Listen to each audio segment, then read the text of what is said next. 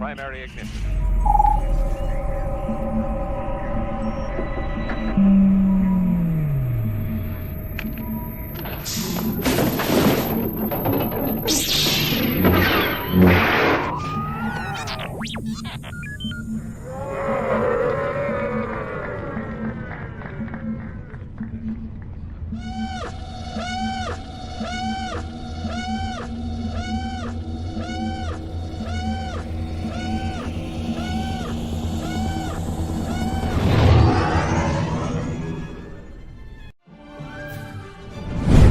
Hey, this is Marty Matulis. I play Vane on The Mandalorian, and you're watching the virtual Cantina Network.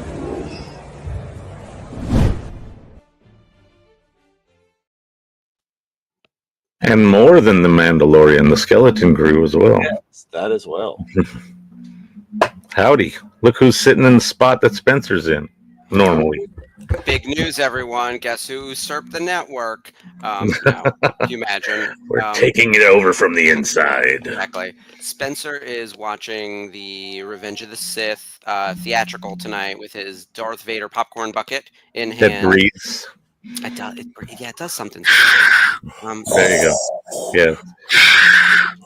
It makes scuba sounds.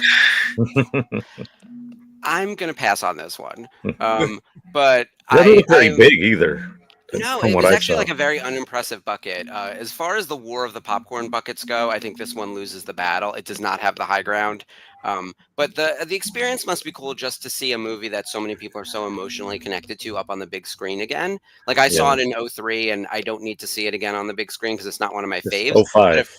Or 05, yeah. But if like Return of the Jedi came back, oh my God, I'm there, like front row, like ready to go. Like bring it.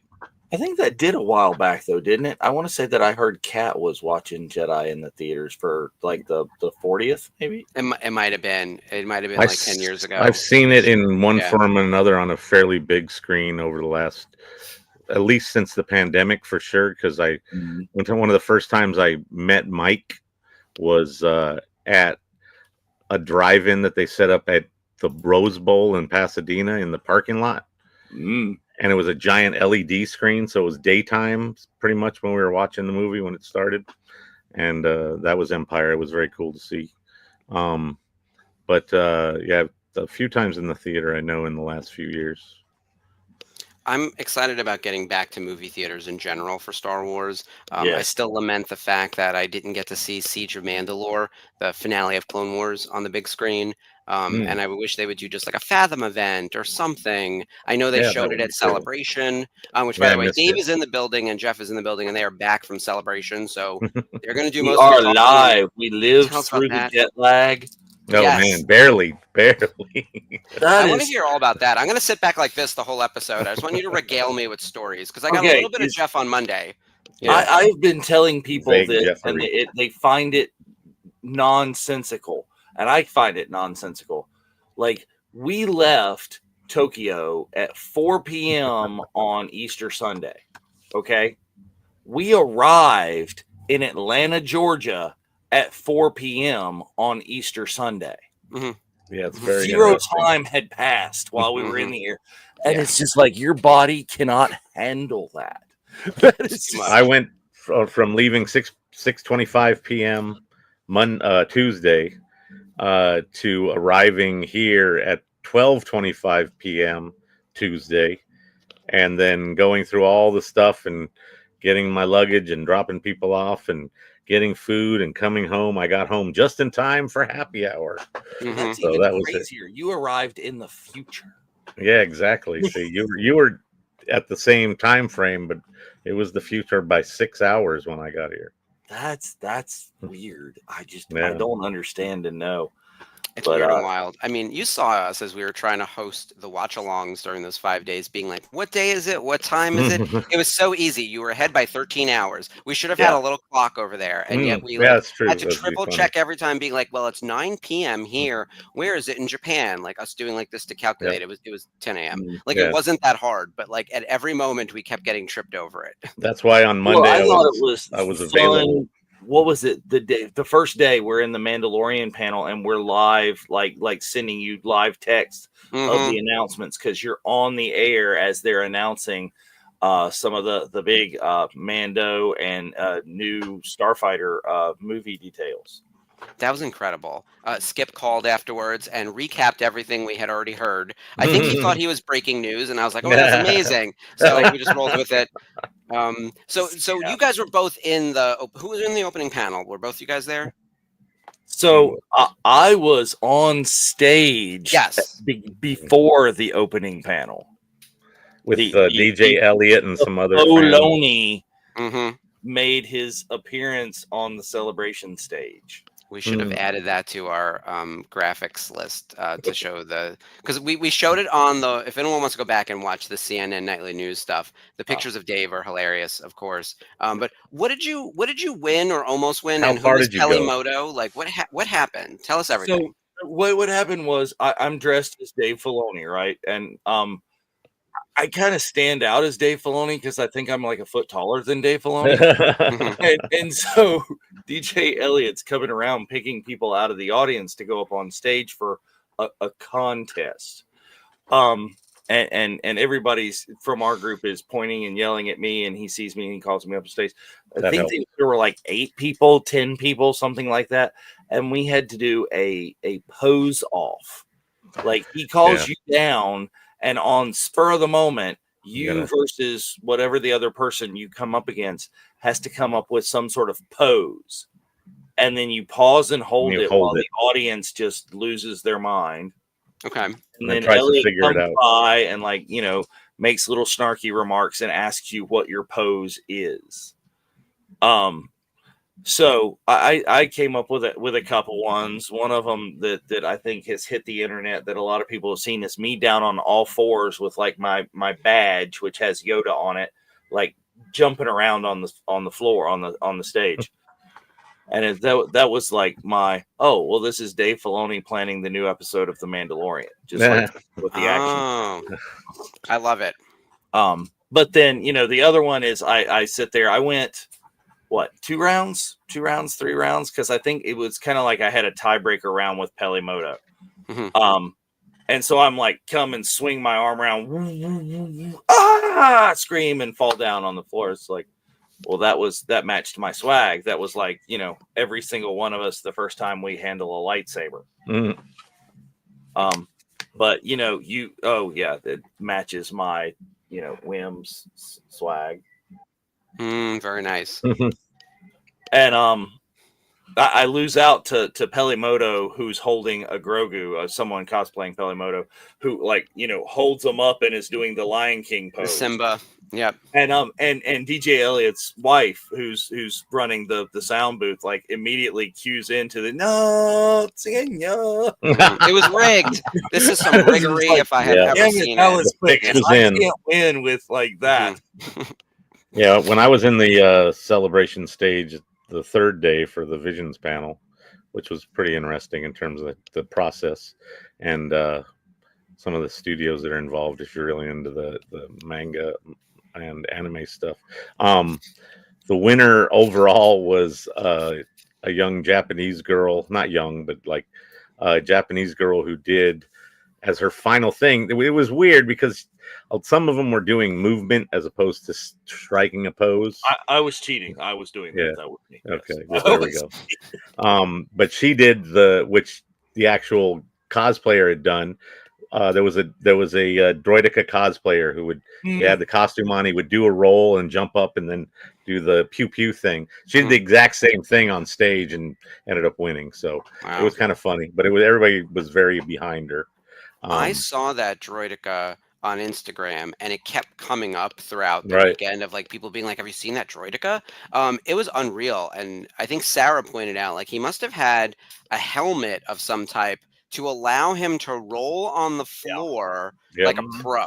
And then he also didn't damage his cosplay, which I thought was amazing. It stood up to that because I saw it in person one time. I saw him from a distance as we walked by. Yeah, he was in between in those outside areas hanging out a lot of times. I think that's where I saw him. It's so interesting because that was so immediately recognizable and also incredibly complicated, and I'm sure there isn't a 501st equivalent of a Droideka because you couldn't actually make a replica or anything like that, but that's an droid incredible builders, achievement. that would be it. Yeah. No, I love it. That was possibly my favorite cosplay of the con, and I looked at a lot of stuff on Instagram. Did you guys see any other people over there that really like struck you? The 9-foot tall chicken walker. That guy was amazing. There was a guy. I saw him taking it off. Literally had a 9-foot tall. Has this armature structure, and he is like in blackout clothing. Or no, he was in a uniform, wasn't he? I think.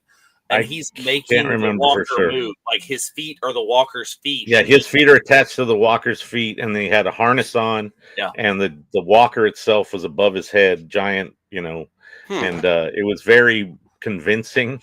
I saw a video today where somebody had edited to make him being like shooting blaster bolts. Oh yeah. And he was taking out the prisoners or something outside of the main entrance, which was hilarious.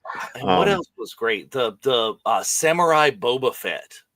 Oh, he was good. There was a couple actually different versions. Well, there was a Samurai Mando as well. Did you see him? He was very similar to Samurai Boba Fett. Yeah, I did not see the Samurai Mando. There was a lot of good Samurai whatever. Vader was an amazing one. Samurai Maul was amazing. He had like a kabuki mask. That was Maul instead of a helmet or whatever. There was a lot of really amazing. I go back to the Visions thing. After the Visions panel, there was a Ronin cosplayer right outside who had been inside just hanging out as people streamed by, and it was like every other person was taking photos of him or with him. And he ended up being in the Zoom the other night. When I got back half dead and joined the Zoom, which I ultimately fell asleep during. Was that Kenichi? Kenichi, exactly. I have a photo of him outside the panel, and then he was sharing photos of himself with like Kathleen Kennedy and a bunch of some amazing just different shots of him. And he was very amused that he was the one that I shared the photo of. I was like, I saw a great Ronin. It was, well, I don't know if it was you. Here it is. And he's like, yeah, that's me. His LOL, okay. Whatever. Speaking of Kathleen Kennedy and others, where were you and how do you do it, Jeff? How are you always in the right place at the right time? Yep. So was it? I think it was early in the day on Saturday because we went back to the hotel for the second half to come out in cosplay. So it was while I wasn't in cosplay on Saturday, and we were moving through the convention center, going from the high numbers down to where the live stage was, which is in like Hall 2, I think. And then we were walking, and all of a sudden I see this like group of people moving swiftly.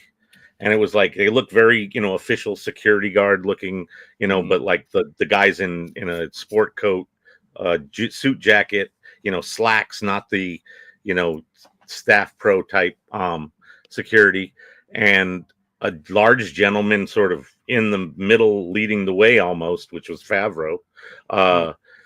Speed walking, mind you, he's big. He's got long legs. Dave and I can attest to being able to lose people in a crowd with some deftly maneuvers. Anyway, so I look and it's Favreau, and then I look kind of at this train of people going by, almost a security parade. They were flanked by at least half a dozen people on each side. Kathleen Kennedy walking right behind him. And so they come to this T intersection. I'm walking this way and they're walking this way and make a left right into sort of the same pathway. And I'm standing there basically walking next to Kathleen Kennedy. And I'm like, oh, hi, Kathleen. Cause she like looked at me and I was like, she's like, oh, hi, how you doing? And I was like, oh, I'm great. I'm loving the, the reveals so far. Cause this was after we had heard all the Friday stuff. Yeah. So they were, they came in strong with that stuff. And then I'm like, I look and, Favreau's just like looking around, but like gunning his long legs. And then I noticed that he was catching anything that was Grogu caught his attention. He was pausing and taking a lot of photos specifically of Grogu, anything, cosplayers. That giant Grogu inflatable at the booth. Right. So I came around the corner and I kind of ducked out of the group and tried to like parallel them and basically cut them off. And he paused at the it was like an inflatable Grogu. It looked like it was sort of like a plushie because it has like a furry texture on the outside.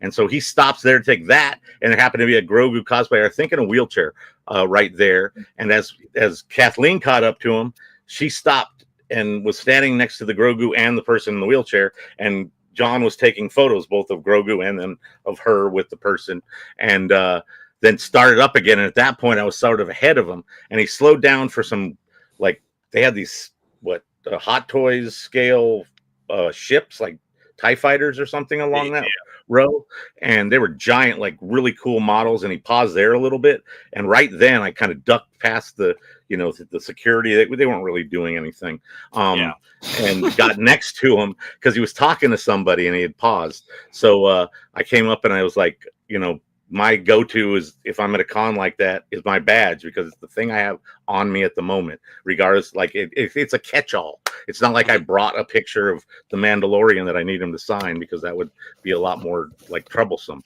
and trying to go through my bag or something to find it at this particular moment. So I did have a silver Sharpie, which probably was almost dead, unfortunately, and busted that out. And as we were walking, I was like, actually, he sort of had paused at that point. I was like, "Can I get your autograph on my badge?" And he's like, "Oh," and then I said, "I'll walk with you." And it was like, at that point, he's just like, "Whatever." Yeah. And he's like, "Okay." And so we're cruising a few steps up, and I get him to scribble his signature on there, and then I kind of peeled out. And I really should have tried to get in with Kathleen as well, but I was like, I got my kind of goal at that point, so I peeled off. And then I posted the photo into the group today, I think, of I think I did it last night, of my collection now of Celebration badges with silver Sharpie of George Lucas, JJ, and now John. So just some minor contributors to the series, exactly. So it's no one big.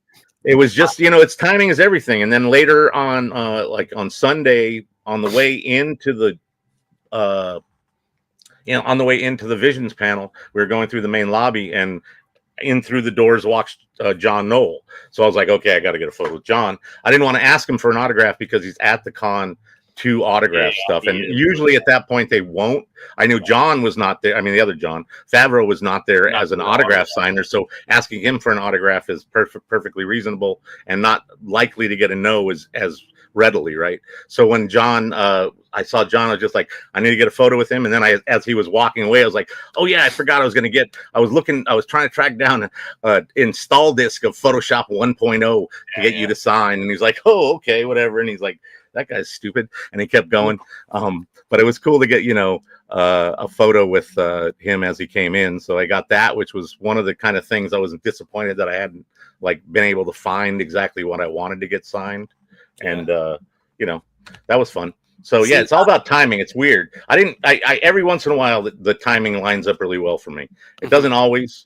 I did worked our way. April and I and Lamont and Layla, April's daughter, on Friday at the live stage. We walked up, and literally Hayden walked out on stage as we were walking up, and that was the whole kind of reason that Layla was even at the con, was to see Hayden. So we were like, perfect timing for that. The con was to see Hayden. Right. So perfect timing to at least come out, be in the room. We're far away at that point, but he's up on the big screen. You can see him fine. He's right there, and we we're there for his interview. And then as people, Hayden left, a big chunk of people bailed out of the live stage area. So there was big holes that were like, ooh, we're going to jump in and get closer. And as the live stage progressed that morning, I think we were there for at least 2 or 3 hours.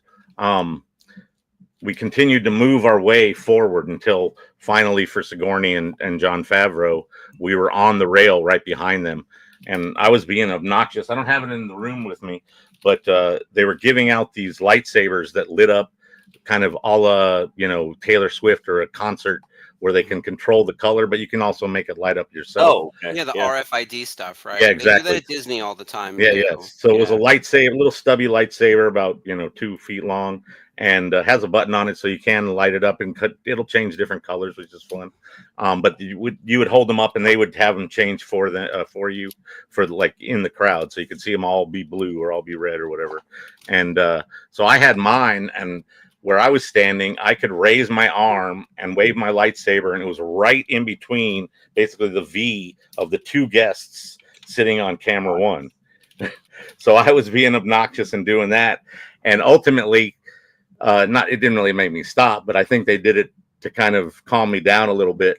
Was they finally did I think it was the only like close up of anybody that they did during the time we were there.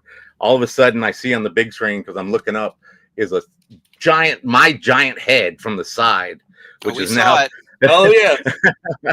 But then other people were showing video and stills from like another camera that was pointing more like from the front. But this was like literally my head giant, and then Layla, I don't know how to call her Kayla. Yeah. Layla was right there, and you were both like happy as hell looking and seeing our faces on the screen. So that was a lot of fun. And then, I don't know if that, like I said, I don't know if that was them trying to say, hey, there you are. Now mellow out with the stupid lightsaber thing. So I envy the presence of mind that you have when you have this timing. Is Skip and I walking out Friday afternoon as I'm still cosplay as Filoni, run across Athena Portillo, which is the vice president of animation. Mm-hmm. Oh, wow. Just been in the 20th anniversary panel with Filoni. Mm-hmm. And I'm like, why in hell did we not ask for a selfie with her and me as Filoni? That would have been post that one, and everybody be like, "Oh, there's the way Filoni." You were dressed, you should have been able to just walk your way up to everyone, being like, "I would like a picture with you," and they would be like, "Oh my god, that's amazing!" Yes, sir. Well, I gave out so many. That was my goal. I had so many pins, and anybody that recognized me as like Filoni or whatever, it's like, "Hey, Dave," or whatever, a nice cosplayer, nice Filoni. Is everybody's getting a pin, and it's like, oh, okay, yeah, you've just met the real. Did I get a pin? I need a pin too. Excuse me. I've got pins. There's pins right here. We get perfect. You a pin. So as the one who I know was I gave you my in America, I don't remember if you gave me that. I'm humbly requesting that anyone who did have any swag to please mail me something. I will literally reimburse you for shipping if it's a challenge, because I'm sure people are getting requests all the time to like mail stuff out. But if someone could put a pin, I provide my professional PO box. But I put aside a bunch of packets that I put together to give specifically to people like you, and to trade with some other people. And I still Ashley and Sarah would love that too. Right. Yeah. I still have a handful of what I took with me. I was not able to offload everything I brought, so there's more. And I think in the group, some people have some of the extra the posters that were awarded at the different panels. That's I would pay for those for sure. For people. Yeah. What's it called? Yeah, so I was trying to get the extra panel posters at the very end, and we literally were, 15 people away, and all the posters were gone, so they gave us postcards. But like we were on the live stage, or next to the live stage at the medical riser, watching that like a last few interviews and the announcement from there, and had to go all the way from Hall 2 all the way to Hall 7 to pick up the posters. Meant that everybody between us and there and that knew about it was going to be in front of us, which ended up being so, and also I was dressed in my Freddie Vader cosplay. Not Freddie. I didn't get to go on day 3, and I never saw that in person. There need to be pictures of that. Damn it. There's some floating around. So anyways, I was in that costume, and the way that I did poor little Vader's legs, I can barely move my knees. Yeah. So walking in that is not the easiest, and it takes me a lot longer to get places than like Jon Favreau speed walking through the convention center. So yeah, I'll post that up. I gotta look through all my photos still. But yeah, Sunday I was that. Basically, I ended up being Lamont's handler as he redonned his Mando gear and went out. I had done Mando on Saturday and we had both walked around, and I got some photos from Dave with my phone, which was appreciated, and a handful of other shots, and got in the family group photo with my Mando gear on. Wasn't the first time. Well, it was last time was a meetup at LA Comic Con, so a little bit different. But I've seen you in your Mando a few times, and you've done your mashup with you and Lamont. I love Lamont. I need to see him more frequently. I will be going to San Diego Comic-Con. I can't remember if I told you guys, but my con schedule is filling up now. Nice. I'm going to Chiller this weekend, which is like a little fun horror convention.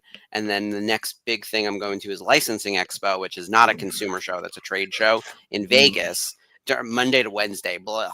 Like still, it's Vegas. I'll find something fun. And then the next consumer show, though, is actually San Diego Comic-Con, which I will be working at the New Novo. I'm in the Star Wars Pavilion, so I feel super fancy. I know. In my 10x10 cell. It's going to look like the cell from Andor. Nice. It's very small, as you know, that section. Each little booth. Yeah, get a minimal amount of space. Yeah, it's going to look like that room from the Star Cruiser. And then there you go. The next thing then is Rebel Scum Con, which Oh yeah. Be off the hook. Texas is that's gonna be. I don't know if I'm gonna. I'm not positive if I'm gonna be at Comic Con. Very likely, but not 100%. I do not have a badge at the moment, so if I might have to contact some people and work something out. But we'll see what happens. If I can find you a badge, I will figure out a way to get you in at least for the day. That would be cool. I might have another connection as well, though. So anyway, sorry to interrupt. Either way, the meetup though, I think would be worthwhile to just come into town. I know actually. Well, that's what Mike did last time. I think it was the last one. Yeah. He just drove in with him and Sergio. He dragged his husband along, which is amazing that Sergio put up with that. Yeah, that was 2 cons ago. The other last one though, with the VCN family vacation, Sergio was not there. No. But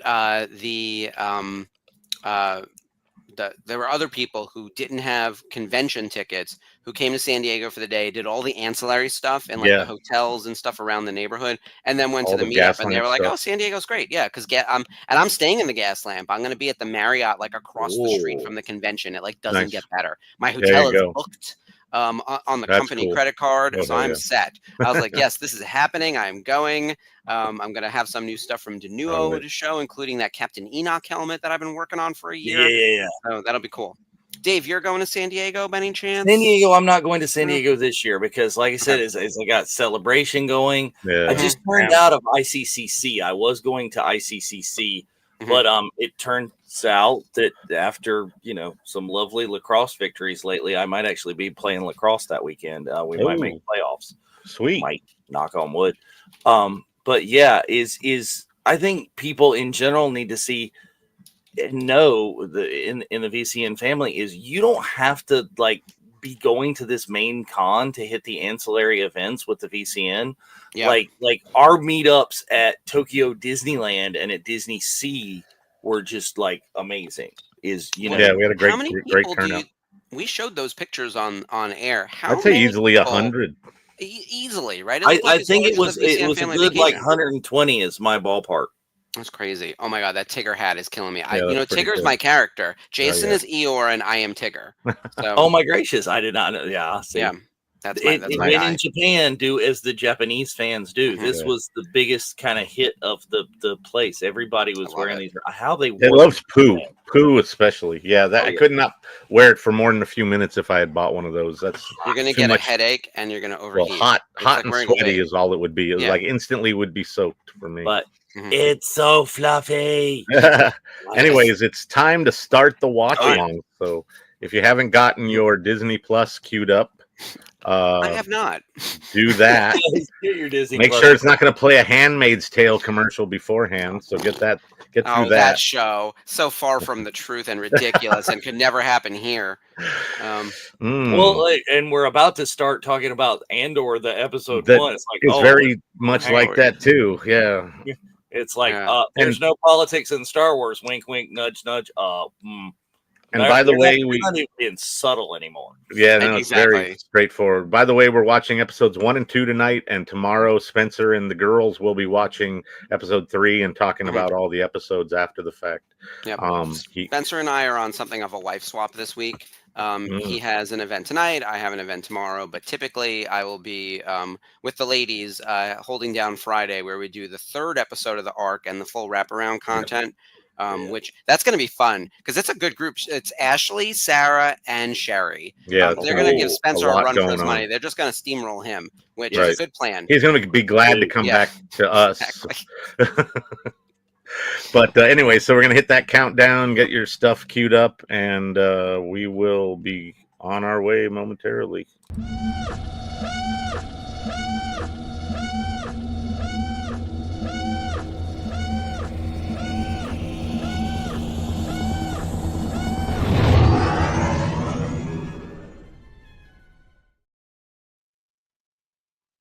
Yeah.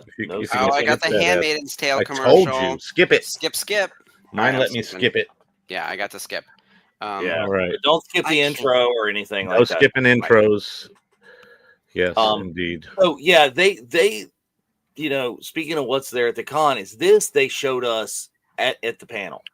Yeah, even in the overflow stages, we were in the Galaxy stage and got to see it as well, which was awesome. I didn't know that they streamed those overflow stages. I was very happy. Yeah. I thought it was an incredible start, and I love this whole opening. It was very strong. Lots of humor and action and tension. A lot of stuff going on. Not to spoil anything, but I'm assuming everyone who is watching with us has at least watched this first episode. Well, let's hope so. When he crashes the ship, like just man, it's straight him in that ship in that hangar is just classic. Did you not see it? It's like he's going to Independence Day it. And shoot his way out. I don't know what I was thinking, but I was like, I know it's not going to go well, but I didn't see it going where it went, which was back. So once he started blasting, yeah, I love this. Started blasting. I love how this kind of just connects right to the previous season, where it's 1 year later, and then it's BBY4. Yeah. And then, like Tony had mentioned in some interview somewhere, it was these arcs, the 3-episode arcs, the 4 of them that we're going to get over the next month are over a few days. Yeah. Because I had asked that before, was these 3 episodes going to take place over a day, a month, a year? What was going to be? Because we knew it was at least in a year. Mm-hmm. But he kind of confirmed that it's like the most kind of important 3 or whatever days of that year for the story. So this is that makes a lot of sense. Like, let's hone in on the big sweeping events, and we know what we're building to. I mean, the Gorman Massacre will be happening in 2 years, so in 2 weeks we will get the Gorman Massacre. So we're greasing the wheels now, and I think there are a lot of great standout moments and character arcs that are happening in these first 3 episodes. And you could actually like hook into anyone and be like, I loved what this person did. I love what that person did. I am captivated by Deirdre Miro and the way we are headed to Gorman in this like very particular, the banality of evil kind of thing, which keeps coming up as a phrase. And her, and then more importantly in episode 3, which the girls are going to cover tomorrow night, the takedown with the mom, the dinner scene is the most tense dinner scene in Star Wars. It now usurps the Han Solo Darth Vader Empire one. I think completely. It's like it's amazing. It's a whole different kind of thing. And I honestly, I tell you, I love the way it goes. Where it was going at the end of that. No spoiler, because you'll get that tomorrow. But I was like, it's like mom's gonna come in and like tear up. But then it's like, whoa, she got some competition. This goes back to the cognitive dissonance of it all, right? Like you inadvertently end up cheering for like Deirdre Miro, and they bring you to these places where you're like, that's right, tell off that mom's like, no, that lady's a fascist. I keep forgetting. She's so likable. Exactly. Yeah. Meanwhile, she looks even more haggard this season somehow. I don't know what they're doing to this beautiful woman, but like they keep putting her on camera in ways that like the way she contorts her face and whatever makeup they're doing or whatever, like to give her this disgusting and disgusted look at all times in that ill-fitting outfit. Like the uniform just looks baggy and uncomfortable, and I don't know what it is, but like it's unreal just how much that look brings to the character, while she's also like incredibly polished, and like that bun is so tight, and then everything else about her is like it looks like she's dying on the inside. Well, and she just looked amazing, and it further hits you from the panel, from the Andor panel, how good of an actress she is, because her personality, at least her stage personality, which one is she acting better at? Is she acting as the, kind of fun-loving, bubbly person? Yeah, which one has more of her actual interview, but like that she can do this real life and then this. Oh my gracious. and looks amazing in person. Looks, not the kind of haggard, like rigid. Yeah, she looks like a supermodel. And Kyle Solar, I saw him out of the Cyril look, and I was like, oh geez, I was like, new husband just dropped. So there's him. He was the one in the panel. He's sporting a beard now, right? He's got He was sporting a beard at the panel that I saw him. The girl who plays Bix and Mon Mothma at with Tony. I posted about it because I think it was like 2 years ago, 3 years ago at this point. So he had that, like, when he is not Cyril, he is very much a different look. Yeah, I approve.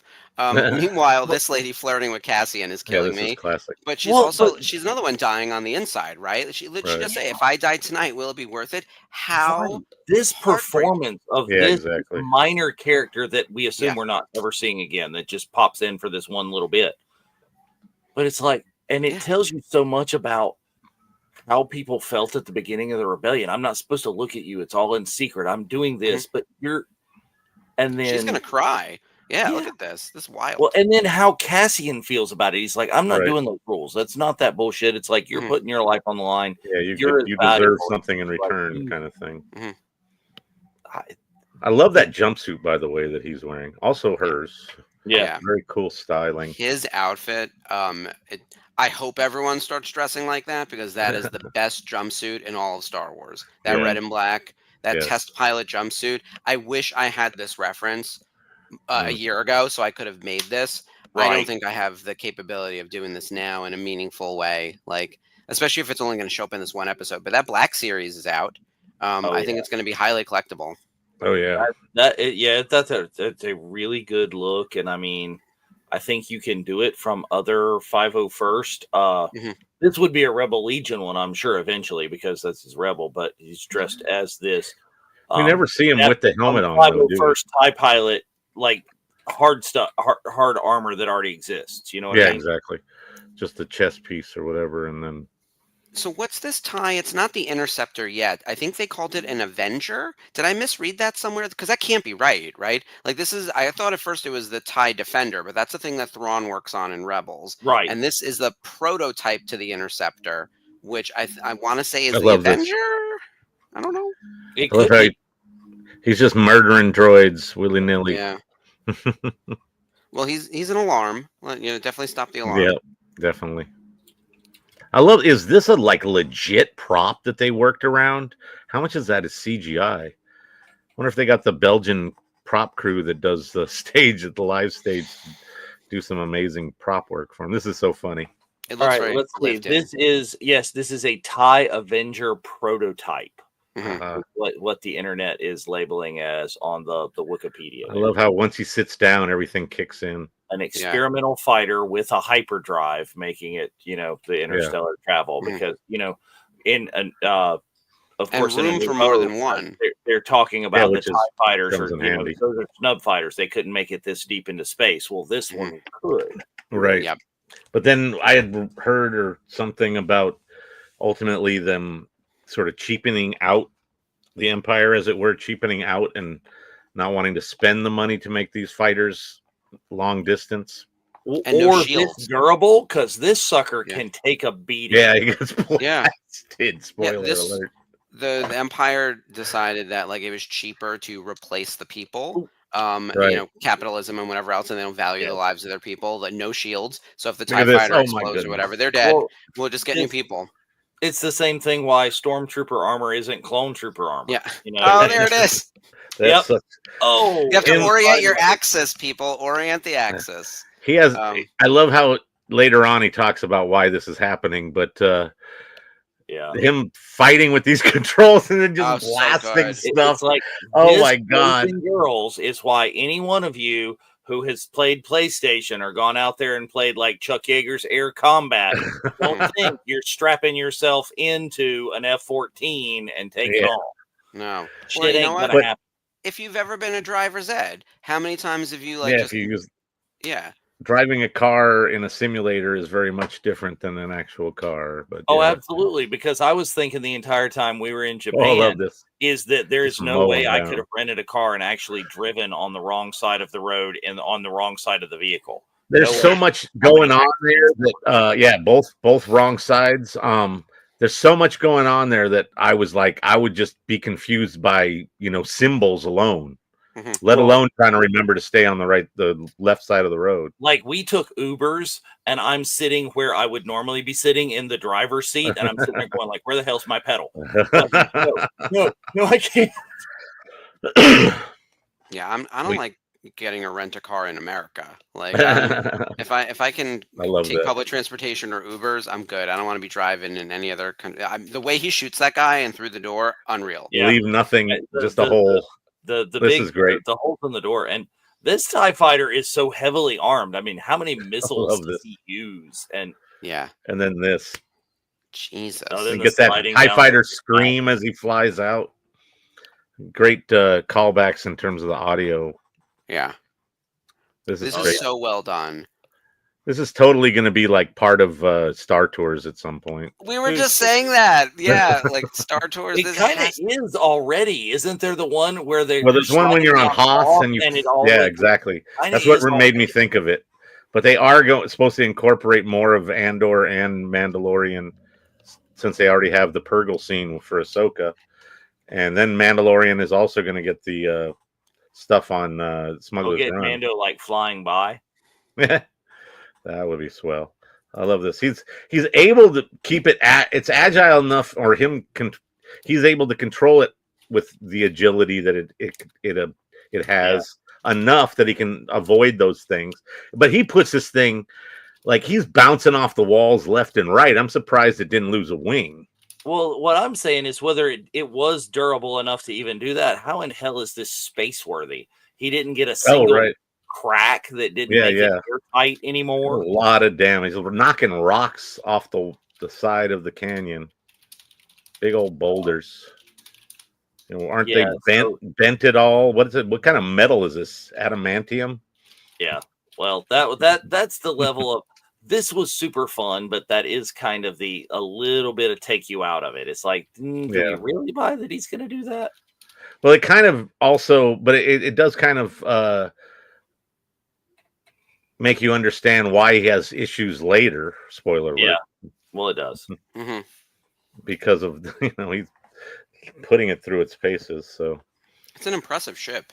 You have to think that, like, if there was a fleet of these, like kind of like with Thrawn with the TIE Defender, if that fleet had actually like taken off, like with the rebels. That's of course why the rebels are all doing that, and why Sabine steals one, and paints it all, and they commandeer it for the use it repeatedly. And then this I thought was fun as well as another little slice of life that you see is the Space Winnebago.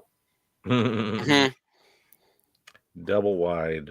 Yeah, you got this little portable housing or whatever that they have. Yeah, that's crazy. It feels very lived. And believe me, how many people thought this was Lethal? Right here. Oh yeah, a number of people. I think the only reason I didn't is they said that it was a new planet in the panel. I think a lot of people who did not see that were like, open fields of grain. Yeah. Where's Ezra or whoever, right? Like Hera. Because in theory, Hera and Mon Mothma will cross paths. We know they will. Will they cross paths in this show is a separate question. Right. But again, I don't want it to be the parade of Easter eggs. I don't need that. I don't want that. Because I think the only Easter egg you could have gotten is you could have potentially gotten like Ezra's parents. Maybe. Oh, that would be interesting. Yeah. That's just far removed enough that I feel like I'd be okay with that. Like if we met Ephraim, Bridger, and they just dropped the name, I'd be like, oh, that's kind of cool. Like, in passing. This is freaky, this whole thing. If he hadn't turned into like the army guy that turns them in, if this had been Lethal, the guy that they're working with, the local guy on the planet, could have been Ezra's dad. Yeah. Yeah, that would have been cool. Again, though, I don't need the Easter eggs. I think like this show feels so specific, and it feels yet it feels so Star Wars, right? We're under the the big reign of the Emperor, like everything sort of like ladders up to the Death Star and something that's like very iconically Star Wars, but it doesn't feel like it's part of the, what people were sort of saying, the action figure hour, which was some of the other shows getting that kind of, I am loving the disdain. look for Chandrilla that we're seeing now. I'm pretty sure that's all CGI, but it just looks like Garden of the Gods, Bryce Canyon or something. And so expensive. Yeah. Well, I'm talking about just the landscape of it, not just not everything that you see in here. Everything in here like screams to me like help me, the Vatican. Yeah, I get what you're saying. Yep. Even the natural landscape looks expensive. It's untouched. It's pristine. Yeah, it's gorgeous. It's beautiful. Yeah, exactly. Rich people live there, and so they're. I will say, my favorite part of everything so far is everything related to Mon Mothma, followed closely by Deirdre Miro. Weirdly, Andor is in like the bronze medal position on my ranking right now. Not that we're putting the girls against each other, but I just love Mon Mothma's story is the one that sticks with me the most.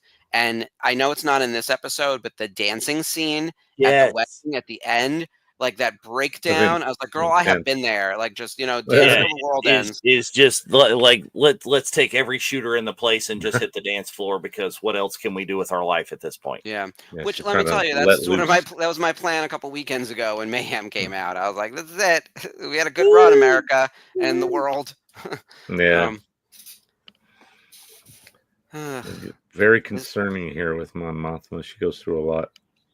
I like that she walks just a little bit faster when she's annoyed, and she's like concerned, and like the concern hits, and like her speed goes up like just enough, so she does a great job masking it to other people. Though. That like face is like things are great, and then when we see her with the camera on her, she's got that look like she's gonna kill someone. Yeah, I mean, this is my disappointment from Celebration is you had. Just for the panel, all of these great people, and why couldn't they spend a day on this autograph floor? Believe me, Genevieve is one of my white whales. Her on the floor, it'd have been just pandemonium. She would have sold out as fast as Diego, without a doubt. People need Revenge of the Sith posters signed. They need Rebel stuff signed, and they need Rogue One and Andor. That lady can sign everything. Then, oh my God, they did private signings with Sigourney, but no Sigourney. I got a kiss blown to me by Sigourney. Oh, see, that's a win. But yeah, no. I would not have been prepared enough with my Ghostbusters. He goes through some stuff in these episodes here. He's a mess. Look, he is the nice guy gone awry. Yeah. And by the way, the what's coming for him? I saw that one. It's like nope. Nope. Yep, here we go. Yeah. And by the way, there was an undertone of something around. I don't want to use the word payback, but it was like what he's owed. And was he asking for money or was he asking for her? Yeah. He left his wife. Yeah. And there was a lot of like, I've been your friend for a very long time. And, that trope of like men and women can't be friends is such nonsense. We know it here on the VCN. How many good friends does everyone have of the opposite sex? Absolutely. And, and for me being sort of an outlier on this, like how many gay friends do I have that I'm not in a sexual relationship with, right? Like these relationships are possible and also existing constantly.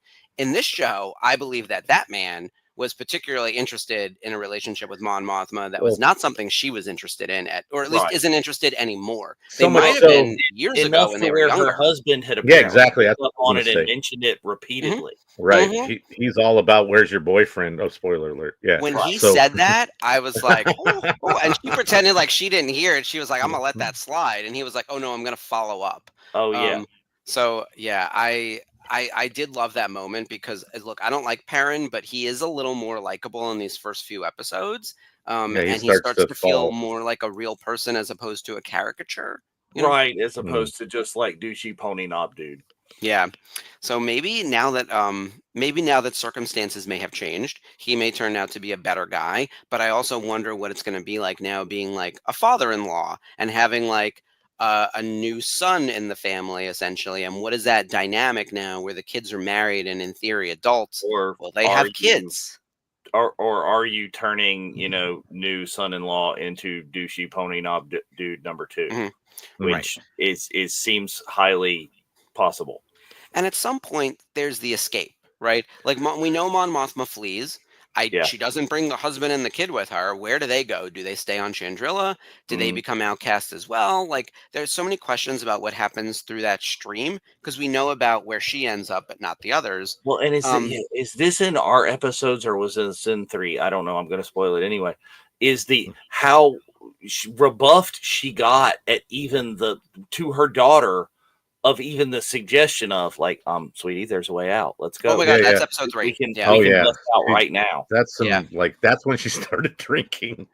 So that was a heavy hit that she took. That's a tough one because look, I all three Dave's married, I'm married, and Dave, you have a daughter who's married. Dave's daughter is recently married. Yeah, Dave has lived this.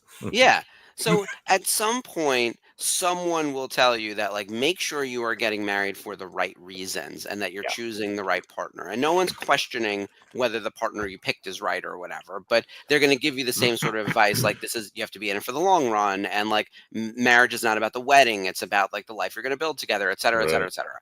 I was already with my husband for 9 years before we decided to get married. Right. And we're now together over 20 years, but you still have to continually make that decision and to remain married and to be in a marriage and to work together as partners.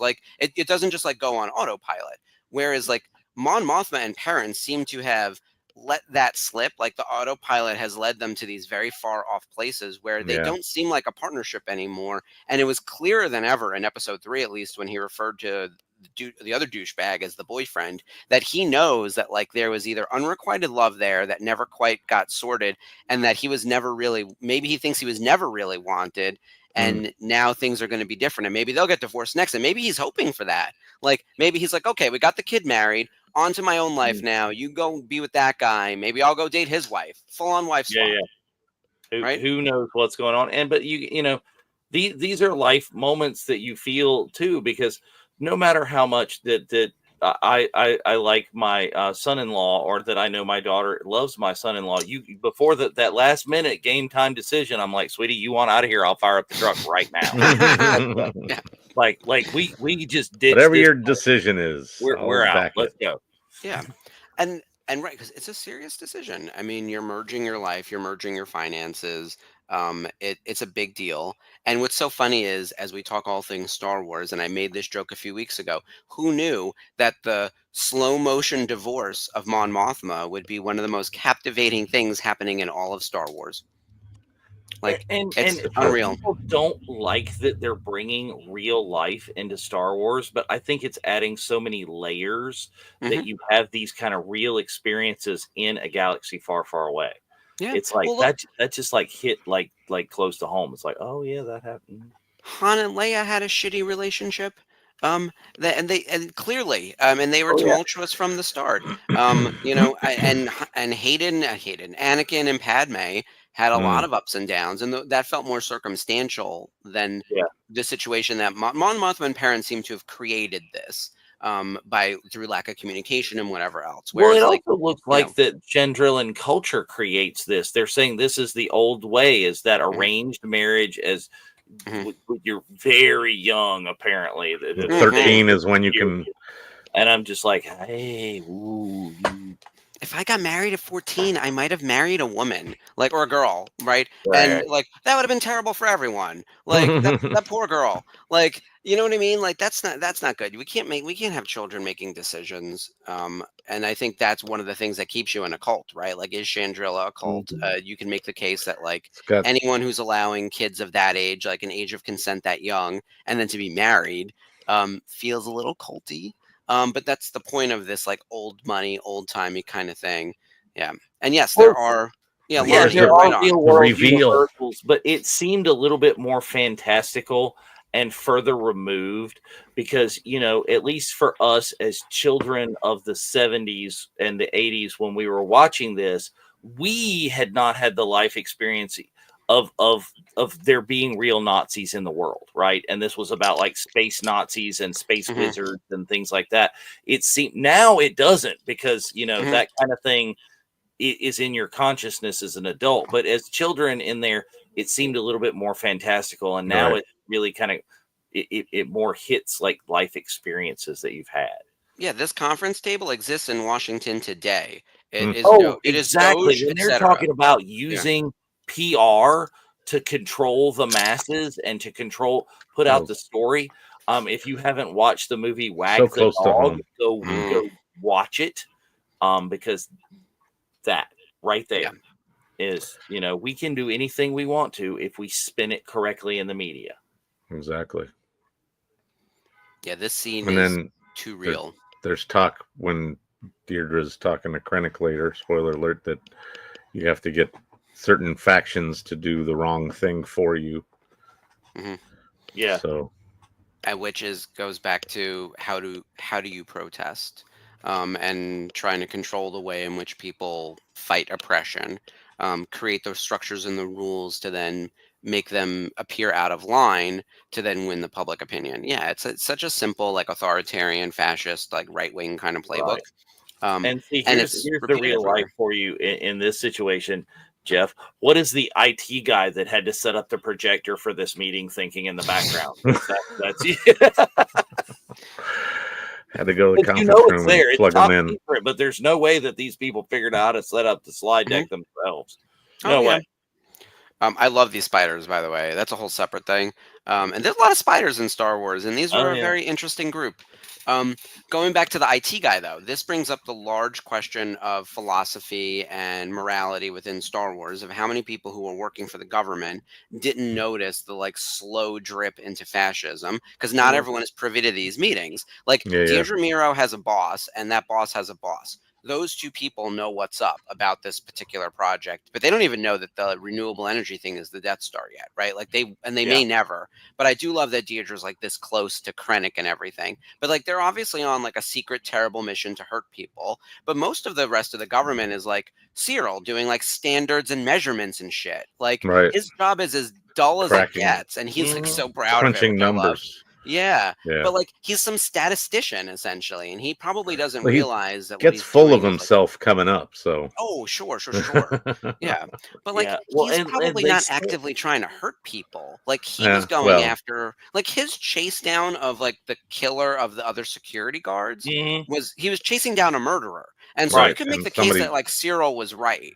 Technically in the position that he was in, so that could have been him very easily, right?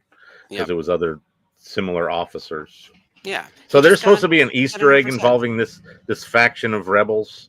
I saw the headline, but I don't remember what it was specifically. I didn't read the part of Saul's faction. These early rebels, and just that don't have their shit together yet. I don't know.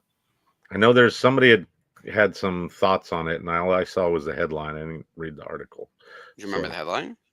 Well, but this was an Easter egg, that this was a group of rebels that are basically mentioned elsewhere. So I don't know exactly where or in what context. I will tell you this. Like an established group already.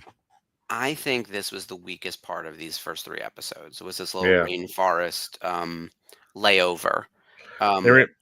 They reminded me, it's sort of like, it was almost slapstick at time, right? Well, I get what they're trying to say, that the rebels are disorganized and they're not unified yet. I'm aware of that. I don't need that reinforced. Like, move the plot along. Like, well, and it just seems why did we throw beasts in there to begin with? Why did we throw the man-eating thing? You can't be out into no man's land because there's like that reek-looking thing, whatever runs through frame. Spoiler alert.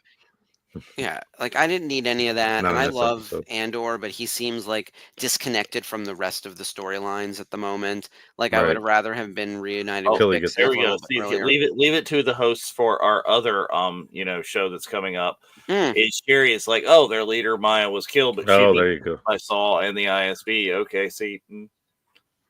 So Sherry's got it on lock. So this is why we put you in charge of everything, Sherry. You're the head moderator now. You're running all the shows. And then Lonnie's right there. The purpose is to show Andor's growth in the past year. And I was like, I don't know that really still did either, because he's still kind of sliding his way through the thing. He gets very kind of running on emotions later on, especially. Well, yeah, that he's going headlong into and not thinking of I am flying a stolen prototype TIE fighter into an already hostile Imperial situation. Right. Like, not the best idea. Yeah. I mean, I feel for his situation, but I mean, also the reveal of where they are, which I won't give away just yet, on the off chance that like we someone got X hasn't in the seen it yet. house. Yep. Hello, Oh, hey, Lacey. Lacey. Welcome. Hello there. The Nice. timestamp is here for anyone just joining. We're at about the 29-minute mark. Yeah. 9:43, somewhere in that neighborhood. Roughly halfway through this episode, with one more to go. Yeah, we're moving through episode 1 nicely, and we've now got all of our major characters introduced. We've seen Krennic, which is really exciting. We got Deidre Miro in a conference room with him. We knew they had to get that connection. Well, we're still waiting on major characters that we haven't seen yet. We're waiting on K2. We're waiting on Saw. Mm-hmm. You know, those haven't been brought into the show yet. But do they need to be at this point? No. Not quite yet. We've got stuff to go further. Maybe this is more of an extension of last season where we didn't have those characters. Yeah. And then it'll meld together. I like this, guy. Is there anything to eat in here? Exactly. Yeah. It's like, this is every meeting ever is what we do. And they're just talking so casually. Well, there would be stress on the planet's core. Mm-hmm. You're talking about blowing up a planet, or at least allowing a planet to fail catastrophically. Let's do the very easy extrapolation to what they're really talking about. It's not a planet; it's a country. Who are the people at the table? Any nation that's ever been an empire. So Britain, Spain, the Roman Empire, America, China. And then who are the targets? Any native country that wasn't as developed at the time that's going to be exploited for resources. Africa, India, what is now known as America.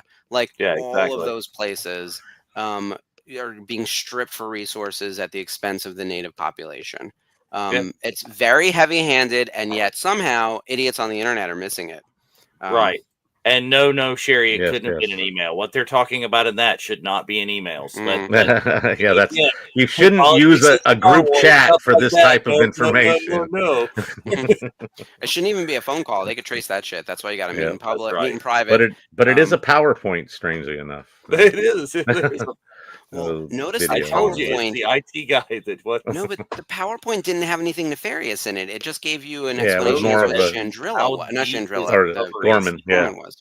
Exactly. I still don't know about how emotionally it doesn't tie him with Luthen as much, because we just see everybody's talking about Cassian, but we don't get to see his interaction with anybody until 3. Episode 3. So. Yes, I know, Sherry. We take the serious and we take the funny and make it serious, and the serious and make it funny. That's how we roll here. Oh yeah. This infighting is reminding me like Lost Boys or something. The rebels are like purposely dirty all the time, and you get that kind of. This is a very wet and muddy place that they're in to begin with. Yeah. You see that a lot more later, and how dirty they can get. Right. I know it's trying to accomplish 2 things. Showing the disarray in the early stages of the rebellion, and 2, giving you the Easter egg of where they are. Because if you notice, we didn't get a location stamp at the start of the segment, but we do get a reveal of where they are at the end of episode 2. I don't know if the reveal was worth it. And I think I already understand that the rebellion's in disarray and we could have done this faster is my only complaint. Outside of that, Cassian's great. I think the interactions between these people is like shockingly realistic. And this is exactly how it would go, because all of these different groups have very disparate needs, desires, ways of going about like achieving their success. What does success mean to each of them? They don't seem to be aligned, which is true for any like big tent party. Like I was having this conversation with someone about like the difference between conservative and progressive is that progressives are usually like by definition further ahead on an issue, so not everyone is with them, and they can be ahead on different issues but not all the others, whereas conservative is usually a static point that's already like locked in their thought on something. Like low taxes is low taxes, whereas like I want to raise taxes here but maybe not there, but I'm for this social thing but not that thing. Like you have more disarray here because there are more things to disagree on. All of this lines up. They're the group that's disagreeing with each other, even though there's way more of them, and the oppressor is the empire over here that could be defeated if they banded together, which is the point of the show, right? So we do have to get them to line up and sort of put all their differences aside.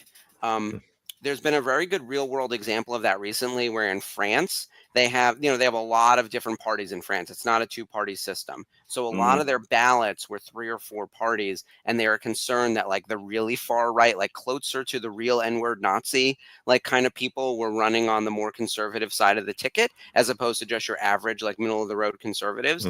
And all of the liberal candidates decided to pick and choose which one would stay on the ballot and then throw their support behind the other one to make sure that that France didn't get infiltrated with like right-wing fascists, right? Wow, and so they banded together and made sure that didn't happen. But it took a lot of coordination behind the scenes from people who otherwise wouldn't agree on a lot of issues. So your middle-of-the-road Democrat from Kansas doesn't align with like a leftist from Brooklyn, but like they certainly don't agree with the fascist. So you have to figure out like how you then negotiate. What does that look like?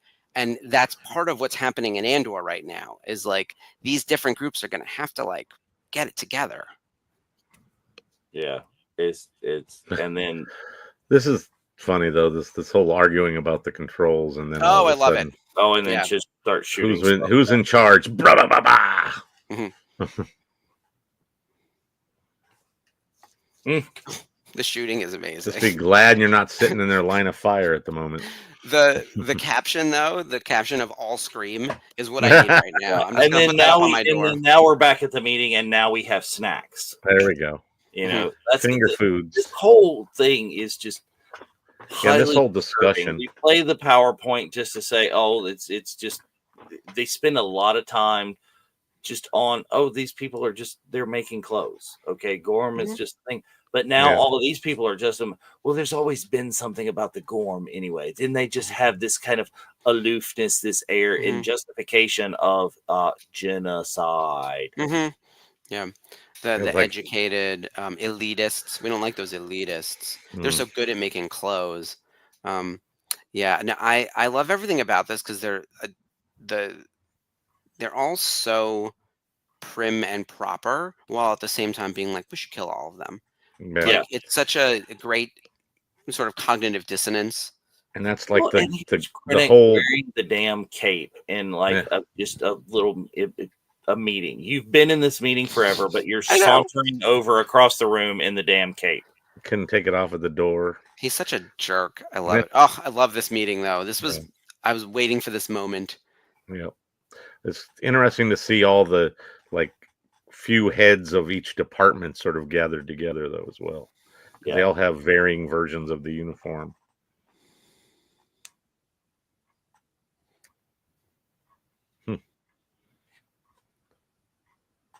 I love how she doesn't like that he's offering her basically, well, I guess, I don't know if it's a promotion, but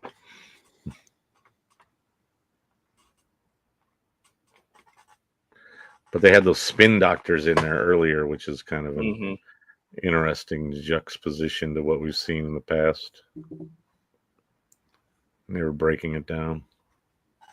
I like that he knows she has a plan. Right. Yeah, he's just read this, and this is. He could see her like thinking it through or whatever. And see, this is a really smart choices that they brought Krennic in to do this. You know, somebody who wanted to do fan service and really kind of say, hey, how could we really like get people interested in Andor season 2?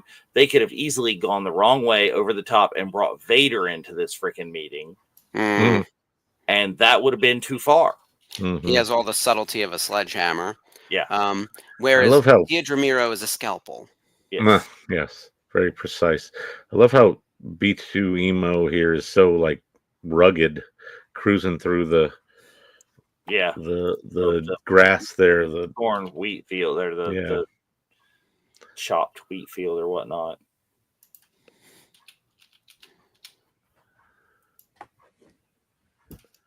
And then this surprise sort of random thing that happens coincidentally. Yeah, and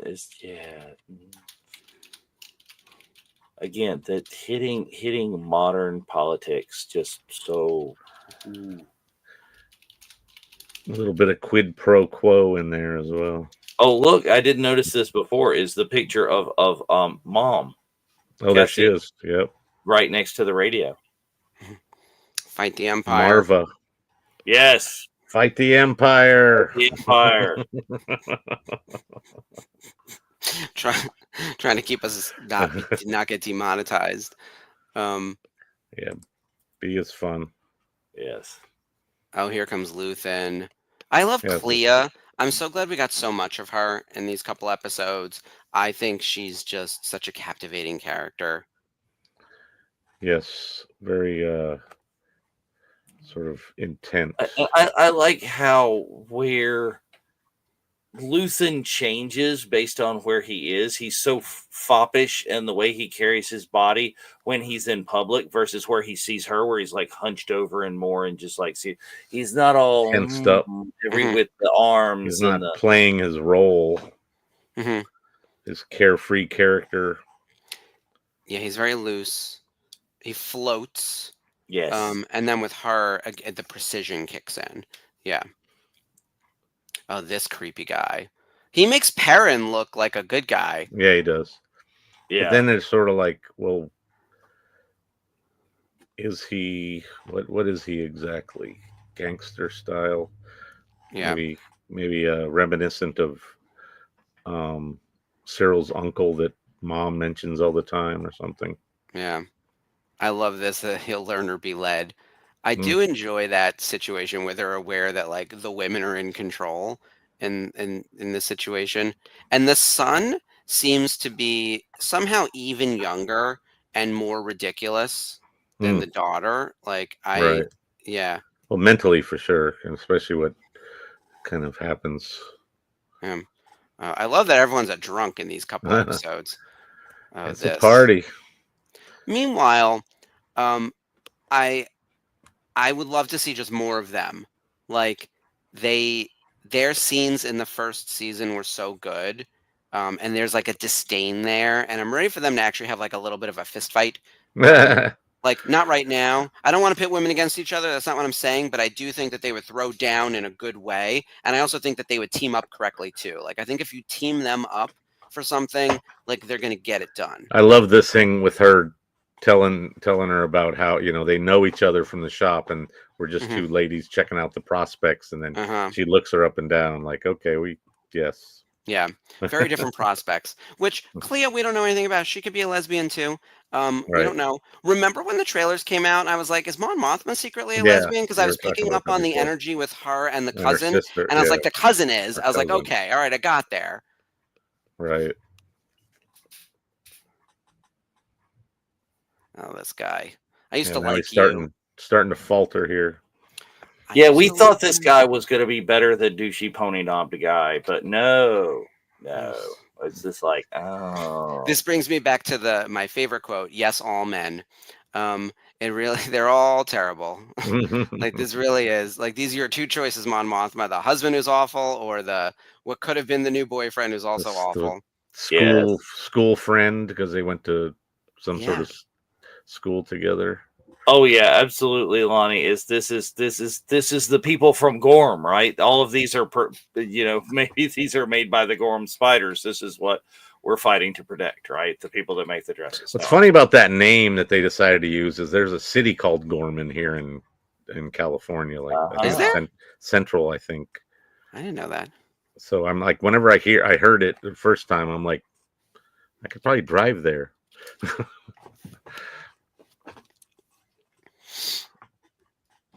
Oh yeah, see this is the thing too. They've had their first fight. They've known each other for like a day. Their fight is so stupid too. Yeah, exactly. He's such a child. He won't hold my hand. I was like, I'm gonna punch you in the face. That's what's gonna happen to you. You're still a minor. I'm allowed to hit you. Yeah, it's just that you shouldn't be making the decision yet. Yeah. And then, like, look at these set pieces here where the door, the giant. I want to know how much of this is CG versus actual practical set, because it's amazing. And some of these, like you said, the pieces outside with those circle arches and all the passageways and everything. He's a child.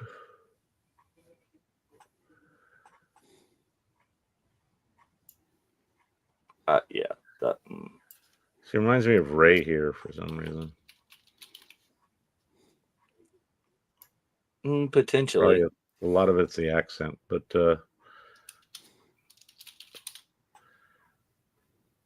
I love the speech or talk she gives her later.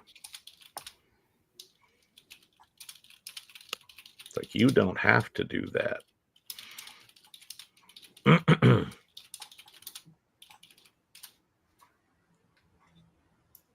Foggy Valley.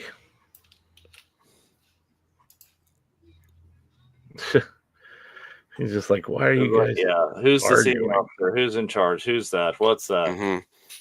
Lord of the Flies nonsense. I do not know. I would assume that seeing some of this stuff, there's got to be some volume involvement. Maybe, but I think it's probably a lot of green screen or blue screen. Yeah. For some of those shots, it seemed like they may have had an amazing set just surrounded by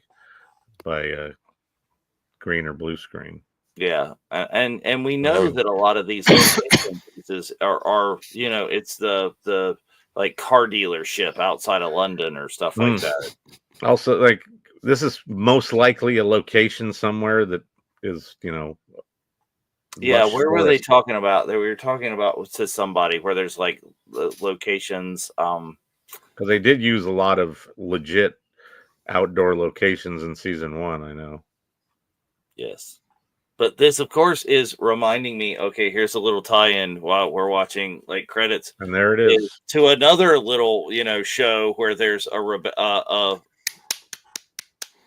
those people fighting the brown coats, right?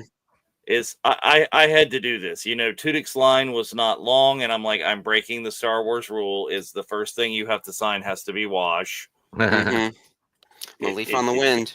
Did he say he had a lot of those, or you were one of the few, or what? I don't think he did not act like he had seen a lot of them at Celebration. And I didn't see a wash piece or a Firefly piece or anything other than Star Wars pieces on his table. He's not rocking hey 8x10s on his table. Or the Duke could have got a few of those. Well, that was an intense start to this season. Interesting place to end. And we got one more episode to go, so normally we'd be finishing up if we weren't watching a movie, but this is more movie length, so we'll continue to go. I'm going to reset the counter. We can, whenever you're ready to go, we can start. Let me reset the counter. And, give us a cue. We're going to like pause and hit the next episode or whatever and get ready to do it. Sounds like a plan. All right. So you can just hit it and hit your next episode, people, and then just like pause right there when you get to that kind of D+ splash or whatnot. Yep. And then just someone just want to count from 5 or something. I can throw up the counter again. Oh, yeah, we have a counter. We'll just use that. Right. Yeah. So when you get to the D+ splash on your next episode, just hold on, friends. Pause there, and if everybody's ready. We hear no objections. You guys good to go? Yeah. I am. Okay, here we go. 10-second countdown.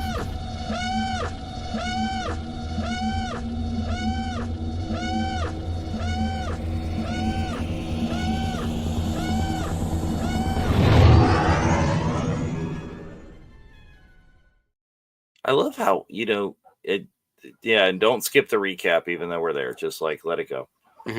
It's Sigrona Tima is how, innocuous the name of the episode sounds until you hear all of the stuff going on with that later. It's like just the whole speech thing. Oh, look at there. Yeah, I haven't read that article yet. I saw like the entirety. I saw it. Article with Gilroy, who said this first episode was in response to folks commenting on the slowness of season 1, episode 1. It's like It's like, here, hold my beer. Yeah, definitely had a lot quicker pacing overall, but a lot of good humor and great action. So,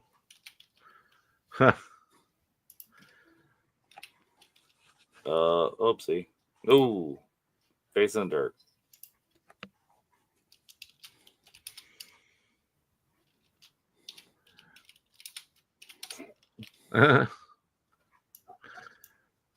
Yeah, this is stupid guys.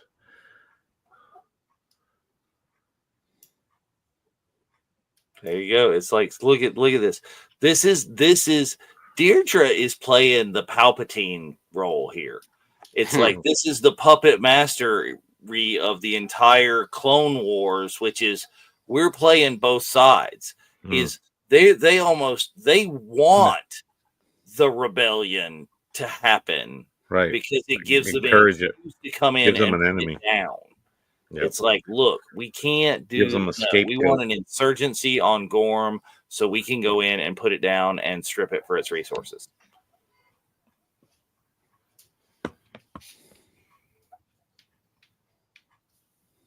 It's good to see the old crew back together. Yeah, Brasso and Bix, and I forget the other guy's name. Always, I don't remember. But he makes it to Rogue One, so that's good. I like how this too is the rebellion and all the people in Star Wars are just they're inherently British. It's like, here's what we get stuffed. It's like, wait, come on.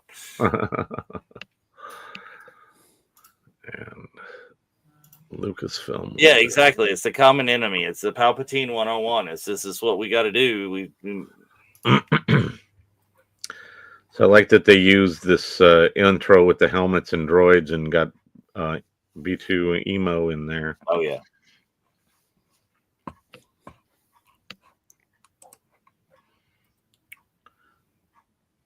Dramatic music. Yes. I need my all scream.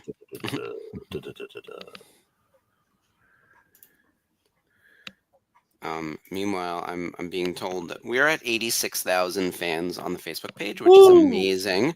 We're probably going to be at 87 tomorrow. We're literally maybe at later tonight, like right now. Yeah, we're cruising through. Those welcome new members posts are coming fast and furious, and people are jumping ahead of me on my traditional hello there. So that's good. Let somebody else take care of that for a while. So here's some more dirty, wet. Them trying to figure out what's going on here. Being in the rebellion is exhausting.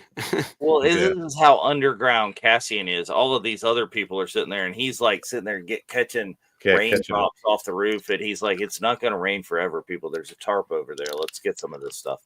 Yeah, capture that water. He's at least helpful. Yeah, Sherry's like about 150 away. Well, he's literally been in this since he was 6 years old. And he was literally just in this particular spot 3 days prior or something. So, yeah.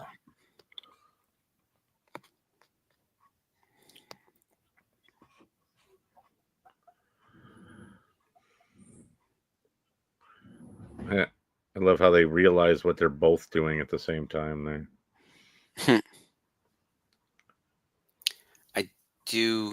I did not think they were going to start shooting each other at the end of the last episode. Like, that really caught me off guard. Right. I thought they were going to continually yell at each other like a bunch of babies, and then they all overreacted, and I was like, oh, I didn't think it was going to go that way, but it did. Yeah. Disappointing, but, not unexpected. This is a great reveal with this boot. Yeah, that was gross. Good stuff. Oh, yeah. Well, like I said, though, that this is what you were talking about. One of the places that went kind of a little overboard is, did we really need... Ooh, keep your head low. In addition to the whole thing? I love how none of them are confident in what they're doing. It's like the confident ones have gotten shot or killed in one way or another already. Yeah. They're all just sort of like... They get one and how they parallel each. This one got the goggles. This one got the boot with the foot in it. Is right. This is all there is.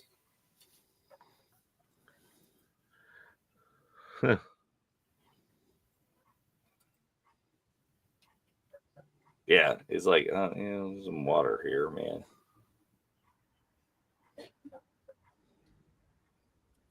It's the other lesson is, why do you have a tarp in a... Oh, this is the other ship. I was like, no, they're not in the TIE Fighter. No. That makes sense. That other band, like, if he was in the TIE Fighter, he could take off at any moment. So, meanwhile, I want this coat. No. The Deirdre Miro and her boss. Oh, you need the London fog? Oh, gorgeous. Although, like, I mean, it's got a slightly different not an cut. aesthetic we should be wearing in today's day and age, unless we're specifically in the con. But even then, yeah, like, it's such a cool look, though.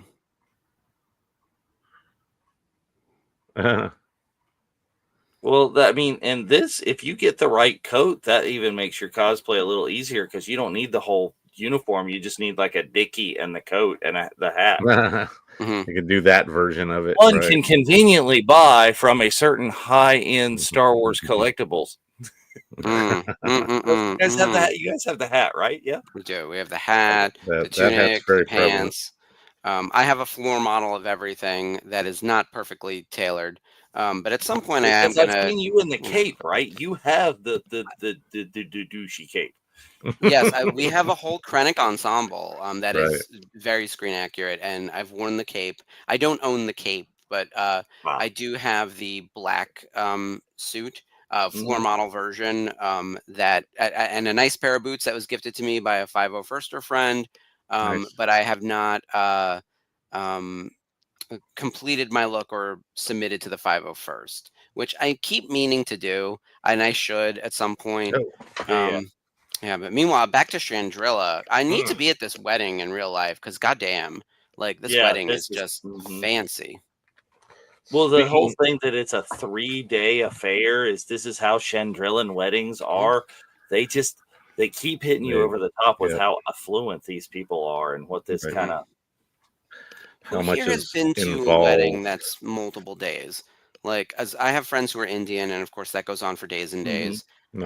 Like usually Chinese weddings go on for multiple days and multiple costume changes at least. But like an American wedding is just rich and expensive for usually the reception, and sometimes you get like the welcome dinner or the bridal party dinner the night before. Right, it's like most of the time the multiple.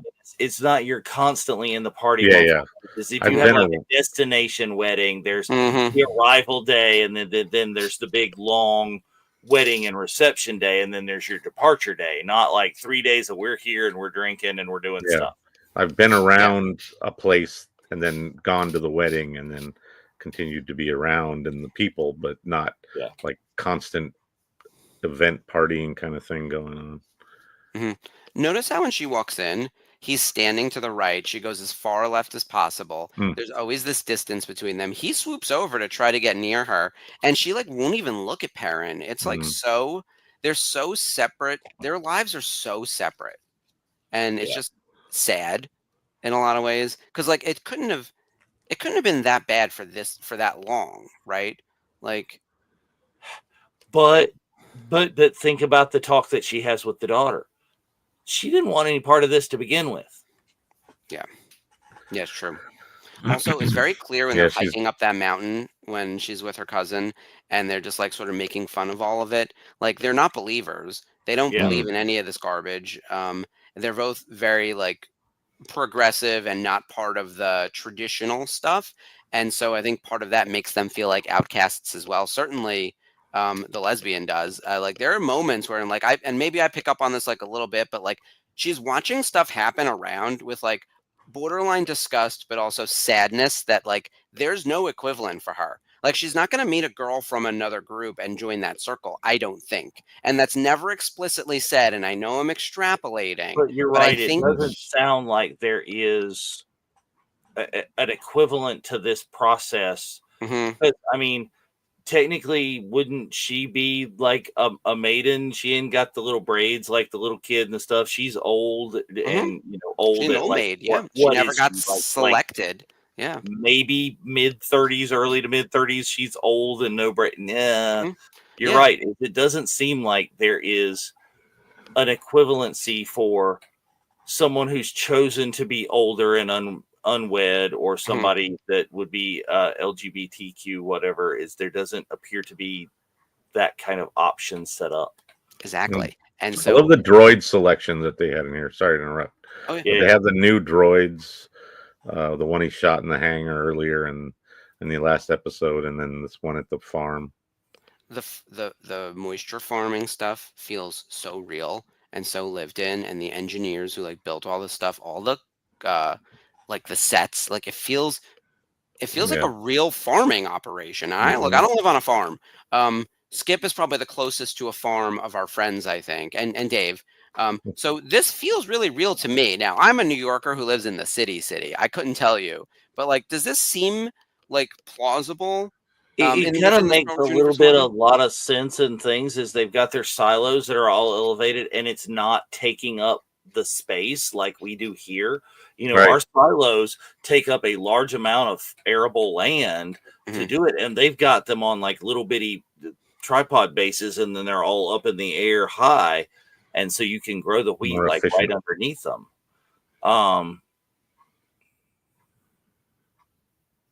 So Bix, she's very concerned.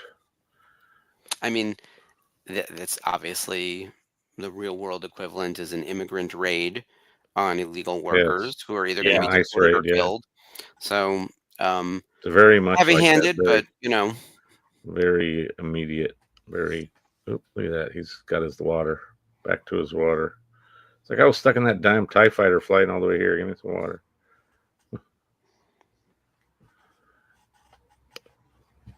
Love how they're like trying to split up what's left. The moldy food is killing me. And then like the bars that are still available.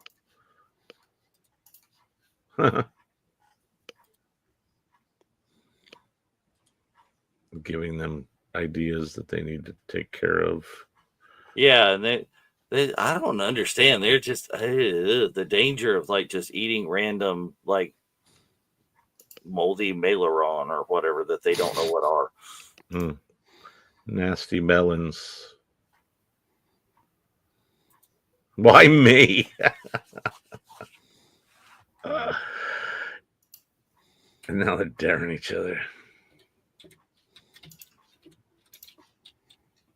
It's rotten. They stick his whole face in there. Nasty. Back to Cubicle City. Yeah, that's see, this screams to me that's the volume. Yeah, a lot of this is very much less obviously a set. Probably have a handful of those cubicles built out for certain shots, and then a lot of CG.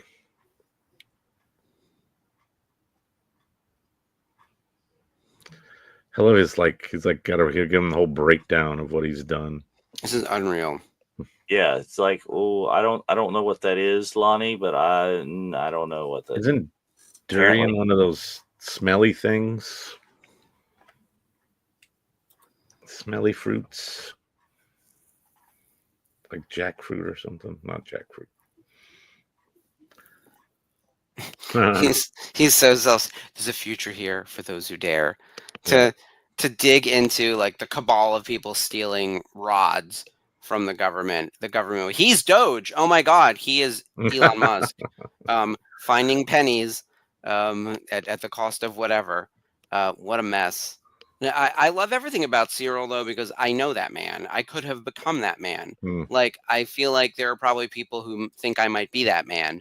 And I understand that he's like a real person who exists in the real world, and we all know a Cyril Karn. And in a lot of ways, they think they're doing what's right. Like he's weeding out fraud, right? But he's like burning things as he goes, and like caused multiple problems in the prior season where people got killed because of his recklessness. Like on both sides. And I will say though that meme of him from episode 3 of him like crashing onto the bed is now the most meme thing in Star Wars. It's like so relatable. I was like, yeah. Luckily I'm not. I'm gonna put that up. I'm not Cyril, but there's a path for that. Like people who are overly nerdy and get caught up in structure and process without thinking about challenging the authority that's handed down from them can easily become a cog in the fascism machine. And that's the warning. Like, he's too smart for his own good, but also like unaware of like the evil that he is servicing. Whereas Deidre is aware of the evil that she is servicing, and she's like not only kind of okay with it, she's like willing to use it if it like feeds her own ambition. Like, I don't think she's intentionally thinking, I want to do evil things, but she's okay with evil things if it helps her progress where she wants to be, you know? There's a lot of tension in this scene, too. Oh, okay. Knowing both what we know of these about scenes.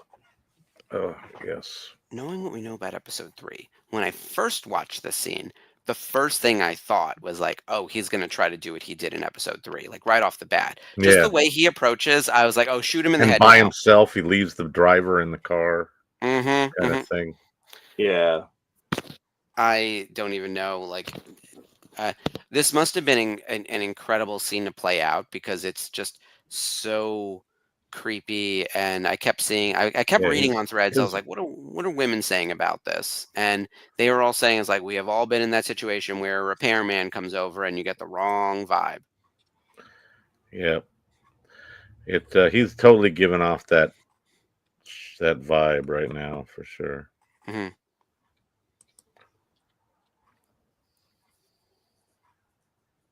And I think he's what we think of as like the evil empire. We don't always think about the Cyril Carnses of like part of the evil empire fascist machine. He's more the caricature of like, oh yeah, the sexual assaulter, the creepy guy who's going to pop in and like trying to arrest people. Like, this is probably the more obvious villain that we're facing. But I love that Andor is also giving us the more relatable, especially when we get to episode 3, Cyril Karn and Deirdre Miro, like you really do root for them in that episode in a lot of ways.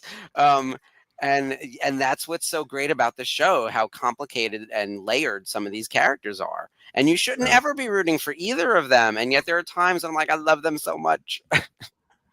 Yeah.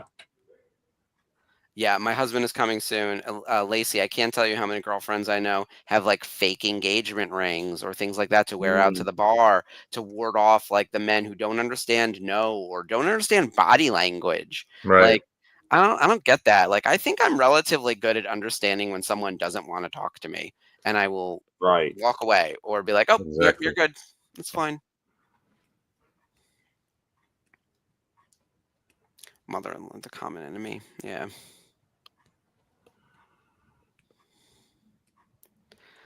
Yeah, this guy showing up like literally saves the day. Yeah, Brasso comes through here. Oh. I know I exhaled considerably, but then I kept thinking like there's no way they're introducing this without there being a payoff of some type. And by payoff, like a conflict is what I was. Oh, here we go. Here's the scene I was talking about with them climbing on the hill. One of my favorite scenes in the whole 3 episodes. Just their takedown of like, this is dumb. Right.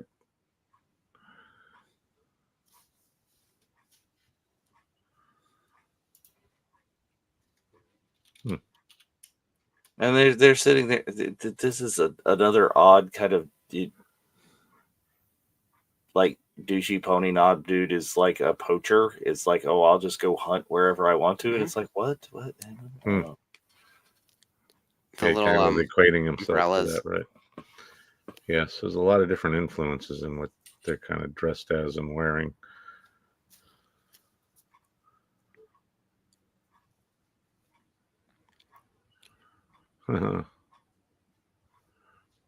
So Vel, I think, is not based on Chandrila full time.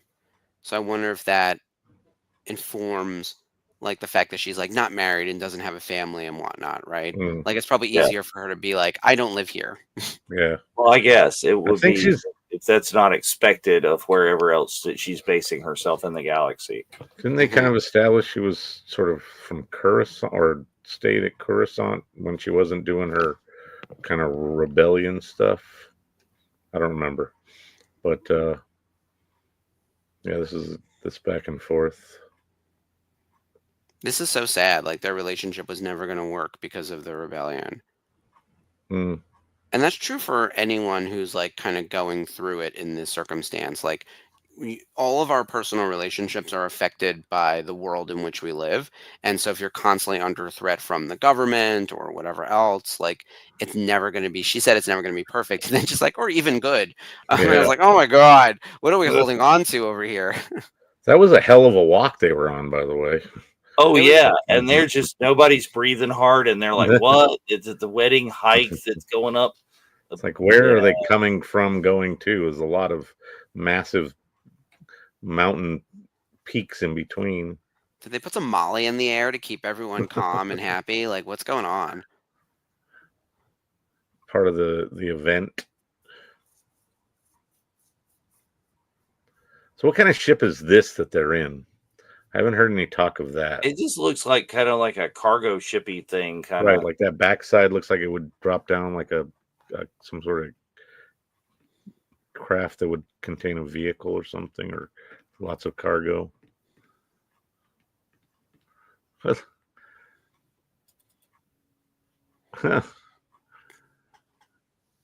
Uh-oh. This was actually a really smart idea. Like, let's. Oh yeah, they're moving the thing around just so you can shoot them. Yeah, I still don't understand why they're trying to kill each other, but right. If you are trying to kill the other people, let's point the gun at them. They figured out how to get the gun to work, so at least they have that, and that gives them that advantage. But this whole thing with them ropes and logs trying to get that going. I thought the hike was even like worse than that, than Klingman's Dome. This reminded me of like the hike to Angel's Landing in Zion. I mean, not like as narrow of a path it's got to look, but it's like you're going this on the edge of it. No, it looked like a lot of it was carved out of the rocks to make it wider, kind of. Yeah, that wouldn't work for me. I'm just gonna stay single. I'm not going on some hike to get married. It's like, no, I don't need that. It's one of those after dinner hikes you take with the family. Oh God, yeah, and that one cousin you don't like, you just push him overboard. Meanwhile, Clea over here. Oh wait, no, this is Deirdre in her apartment. Yeah. Clea has a scene on Coruscant as well that I think is also one of my favorites. Look at her. Oh my God, this woman. Like, she just looks like she got hit with a frying pan. It's like she's like constantly like huffing and just. And then he's rolling in with the shopping and like this. Okay, Mark, you live in New York City. Like, they're in Coruscant. Look at this apartment. I know. They are fancy bitches, both of them. Yeah. She must make 80% of the money, I would assume. Yeah. And he makes, but he got promoted and he's like in charge now of something. He's obviously doing well and respected, but he's so persnickety. There's something so like they're both very precise and persnickety the way that like Imperials would be, very sort of like military oriented, focused, etc. But he seems so prissy to me, and she seems so gritty that like I'm trying to understand how his relationship functions, except the interesting parallel is that Mon Mothma and the husband almost have the same thing where she's clearly in charge and he is very much behind her. And so along for the ride kind of thing. I think she's calling all the shots, and we'll see that in episode 3, which by the way, that's fine. Like, there doesn't need to be a power dynamic where like the man is in charge. It's just interesting to see this play out in Star Wars in like 2 completely different executions of the same thing. Because like I think they're all such fascinating characters. Oh boy, this guy again. That outfit though, I would wear that. I love it. that like bright so blue. Many layers and amazing fabrics and everything. Yeah. But these scenes kind of harken back to what I would mention in season 1, was that in that scene there was maybe 2 alien characters, but that could also be the way that the planet is kind of in terms of who actually resides there, etc. But it seems like they're lacking in the alien, but they do a good job kind of without it, especially so far. Well, I mean, but there easily could have been aliens in the rebellion, in those little rebel groups. You would think they would, one of those people or 2 would be some sort of other species, as well as the farmers or the workers on that wheat planet, right? Yeah. So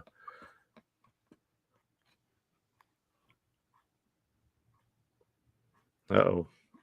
Throwing the real world at him. This is the real turn. I have a thought on the aliens, because I've heard that complaint or request to see more aliens in Andor, and I agree. I think there needs to be just more of them in general. There is an in-universe answer for why we never see aliens in Coruscant, and that's largely because like the Imperial government was like, oh no, we want like humans running things, segregation type thing, without a doubt, segregation, and not only that, like mostly white men. Especially in positions of power, with right? British accents in a galaxy far, far away. Right. Which we're going to create in-universe reasons for the casting decisions that were made in 1977. For right? It makes sense, right? So, but I think it actually like works for the storytelling. I'm pretty sure Lucas had something similar in mind in general with the white older, male hierarchy, and then everybody else is a mixture of everything. Yes. Still true of corporate structures in America, largely. Some partially because I was looking. So, as someone who's like fascinated by all this and majored in econ and was going to go into policy, I've like looked at labor statistics over years and years, and like the percentage of women in the workforce 50 years ago is nowhere near the percentage of women in the workforce now. Like the discrepancy is gigantic. Same thing with like all different ethnicity groups. So it's no surprise that right now the oldest people in the workforce who are in their 70s versus me, I'm in my 40s, there's a 30-year difference just organically based on like workforce percentages is already going to create a gap that's like obviously significant. But then you layer in the other reasons of why there might be a gap to it, and so it's still like a gigantic mountain to overcome. It'll continue to get better, but right now it's still just like stark, like the discrepancies. And actually on Chandrilla, what I think is so interesting is not only is it all human, it is basically all white. Like they've created and white with like red hair and like fair features. They've made these people look like porcelain dolls. Like, and I think intentionally so to like show that they are part of like the upper echelon and they've never gotten their hands dirty. Or at least like everyone but Mon Mothma hasn't. So I kind of love that. I realize that creates a casting issue where it's like, okay, we've got to get a bunch of like pretty white people who like look very like fancy and whatnot. But I think you balance that then by making the rest of the cast as diverse as you can. Oh, yeah. And yeah, I do want to put up Lonnie's comment about Mon Mothma. She's the MVP of the show, I think. Like, if I were going to say the person who I think is doing the heaviest of lifting, I think it's Genevieve and maybe then Diego, maybe then Deidre. Not that I want to rank people, but I'm just loving Mon Mothma this season, even more than season 1.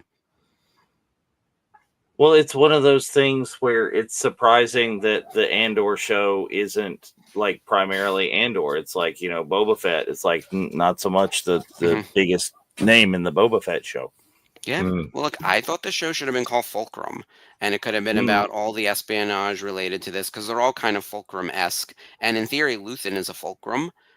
Like there's a lot of moving pieces. Clea is a Fulcrum, obviously. She's kind of as much in charge as Luthen is. I mean, Sarah used the word exec to describe her, like the person who like keeps the person in charge, like on task and all that kind of stuff. Like sort of a military term, I guess, but kind of stands for executive assistant. But it's hardly an assistant. It's really like the person making sure you're staying on task. So pulling the strings. It's like almost. I loved all the secret little things that she just did with the panels and stuff, and all the connecting, and it was amazing. It's amazing. Who knew at this moment what Luthen was going to do? I knew. It's like nope. It's like he had to be carried home, and he was like, nope, sloppy.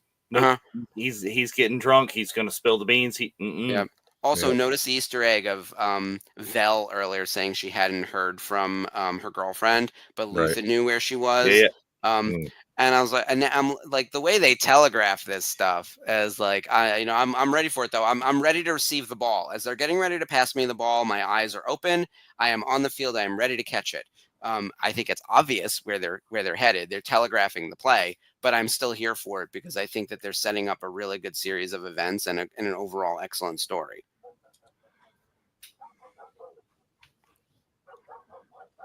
There you go. I want to party with Monty Mothma. Oh, hell yeah. Oh, my God. She starts to get down for sure. Oh, yeah. She lets loose. the phrase I saw online was "white girl wasted," and I was like, "Yep, she was partying hard." Wasted. Someone's got to take that scene and put it against the Britney Spears song "Dance Until the World Ends," because like it is right there. It is like really the chant to the apocalypse. Oh my god, he's in a different so many outfit. songs that you could throw that against. You put that against like Vogue or you could go to town. Girls just want to have fun. Go. That one too, which I was listening to before this started. That was my amp up song. He's on level with Padme with the costume changes here. No, not quite. Yeah, the men are in as many fabulous outfits as the women, which is what I really appreciate. But he was wearing that baby blue early. Was he in baby blue? No, the other guy was. No, the other dude was. Oh, yeah. This is still another change of clothing, though. Yeah, like, I believe maybe the next day or something. Who knows? Oh, and look at the collar. Oh, no, it's definitely a change from what he was wearing on the hike. Is that the mother of the bride or whatever, or the mother of the groom? Mother of the groom. Collary thing. Yeah. She'd said something about the groom when her daughter was off crying, or told her about her crying when she was having the wouldn't hold her hand thing. Yeah, that was insane. What a stupid thing to be crying about, but they're kids. Well, yeah, that's kind of the point. It's like I thought the irony was that she was calling him childish when that's what the shit was about.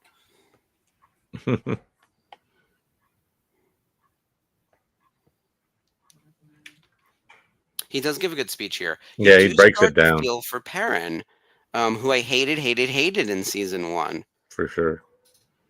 Look at Luthen.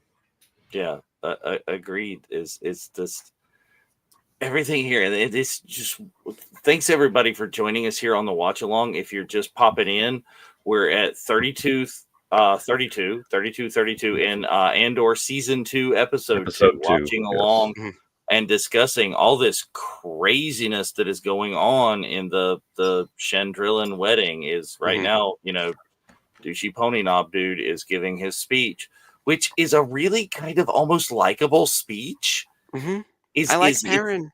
Yeah, he's done the 180 kind of thing, or he's putting on a good show, which or he's putting on a good show. I will say, okay, we've been to Naboo and we've seen Padme's fabulousness. Do we want to be on Chandrilla or Naboo?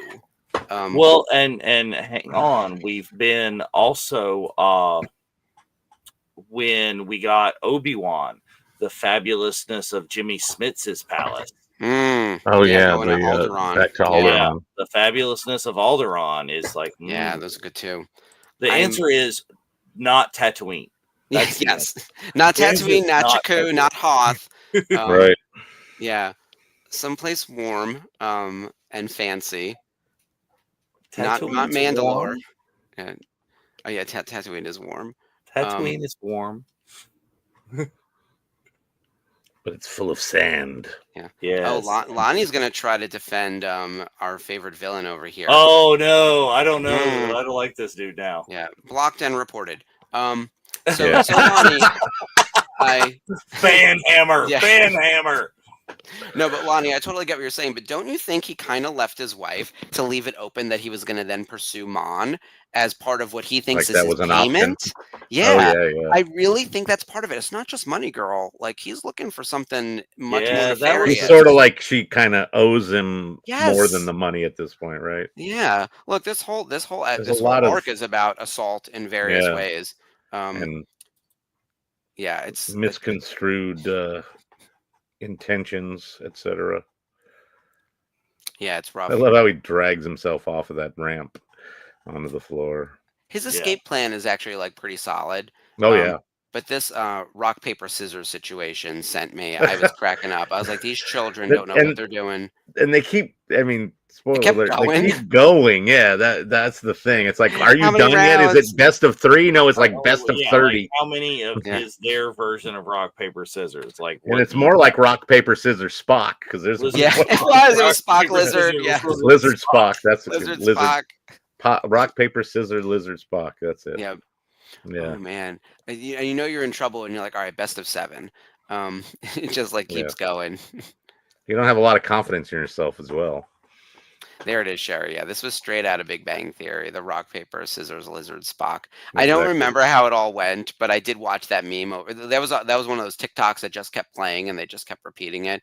I still can't remember, but Jim Parsons being able to do those lines, incredible. I do enjoy how tense they make this and then how silly it seems, because I think the point of this is kind of like Lord of the Flies, where like once you pull back and the one adult arrives and the children are just fighting and he's like, what the hell's going on here? Like, you kids get away. Like it's like the highest stakes possible and murder. And then all of a sudden, like, there's this very silly view of it where it's like they really are just playing rock, paper, scissors. Right. Yeah. And not well. No. So that's the other problem. It's great lighting in these scenes, though. Yep. I know we're coming up at we're sort of toward the end of the episode, and just a reminder for everyone, because I know a lot of people dropped in a little bit later. We're doing the first 2 episodes of the watch along tonight, and then we have another crew from the network doing the 3rd episode. So Spencer will be on tomorrow night with Sherry, who's in the chat right now, Sarah, who's one of the hosts of Daughters of the Galaxy, and Ashley Brienzo from Clone Wars Revisited. So the 4 of them are going to be on tomorrow night to cover the 3rd episode and talk sort of like full view, spoiler review of the entire arc, and do a little bit of like what they're expecting to see in the 2nd arc as we get to 3 BBY. Yeah, so, and more than likely you will see us. Here we go. Comments tomorrow night being snarky. In the chat. Yes, in the chat. So keeping this is Ashley kind of and Sarah on their notes. Yep. This is sort of the breakdown of what we're going to do for the next 3 arcs. The first 2 episodes will be here on Thursday, and the 3rd episode of the arc will be on the Friday. So keep an eye out for that. And I'll be switching back with Spencer next week. He's at Revenge of the Sith tonight. I've got a convention tomorrow. But we heavy breathing popcorn bucket. Anyway, yeah, that popcorn bucket. Good on it. By the way, I think the Revenge of the Sith is in theaters for 2 weeks or something. It's really fast. Right. They usually don't do it too long. For the limited, definitely a limited engagement for sure. Yeah. I have my tickets for tomorrow night, so nice. I will be giving myself a treat after a visit to the dentist. So if I'm loopy, that makes it even more better. You hear that like raptor dinosaur thing in the background. You're like, blah, blah, blah. Oh yeah, you hear it. They get scared. Oh, there it is. They get and he comes through. Is it a? Big. It reminds me of the Reek. That a new beastie. It looks like I think it's the Reek. Was the one with the horns? Yeah. That was dinosaur-esque from the arena scene in Attack of the Clones. Yeah. I was gonna say like it looked like Batcher from the Bad Batch. Oh yeah, kind of a bigger version of Batcher. Yeah. But, I was like, it's Batcher. That's our connectivity right there. The Reek. Yeah, well. So they're gonna tie it back to something. And I haven't watched the Screen Crush breakdown yet. So I don't know what little nuanced things they have caught.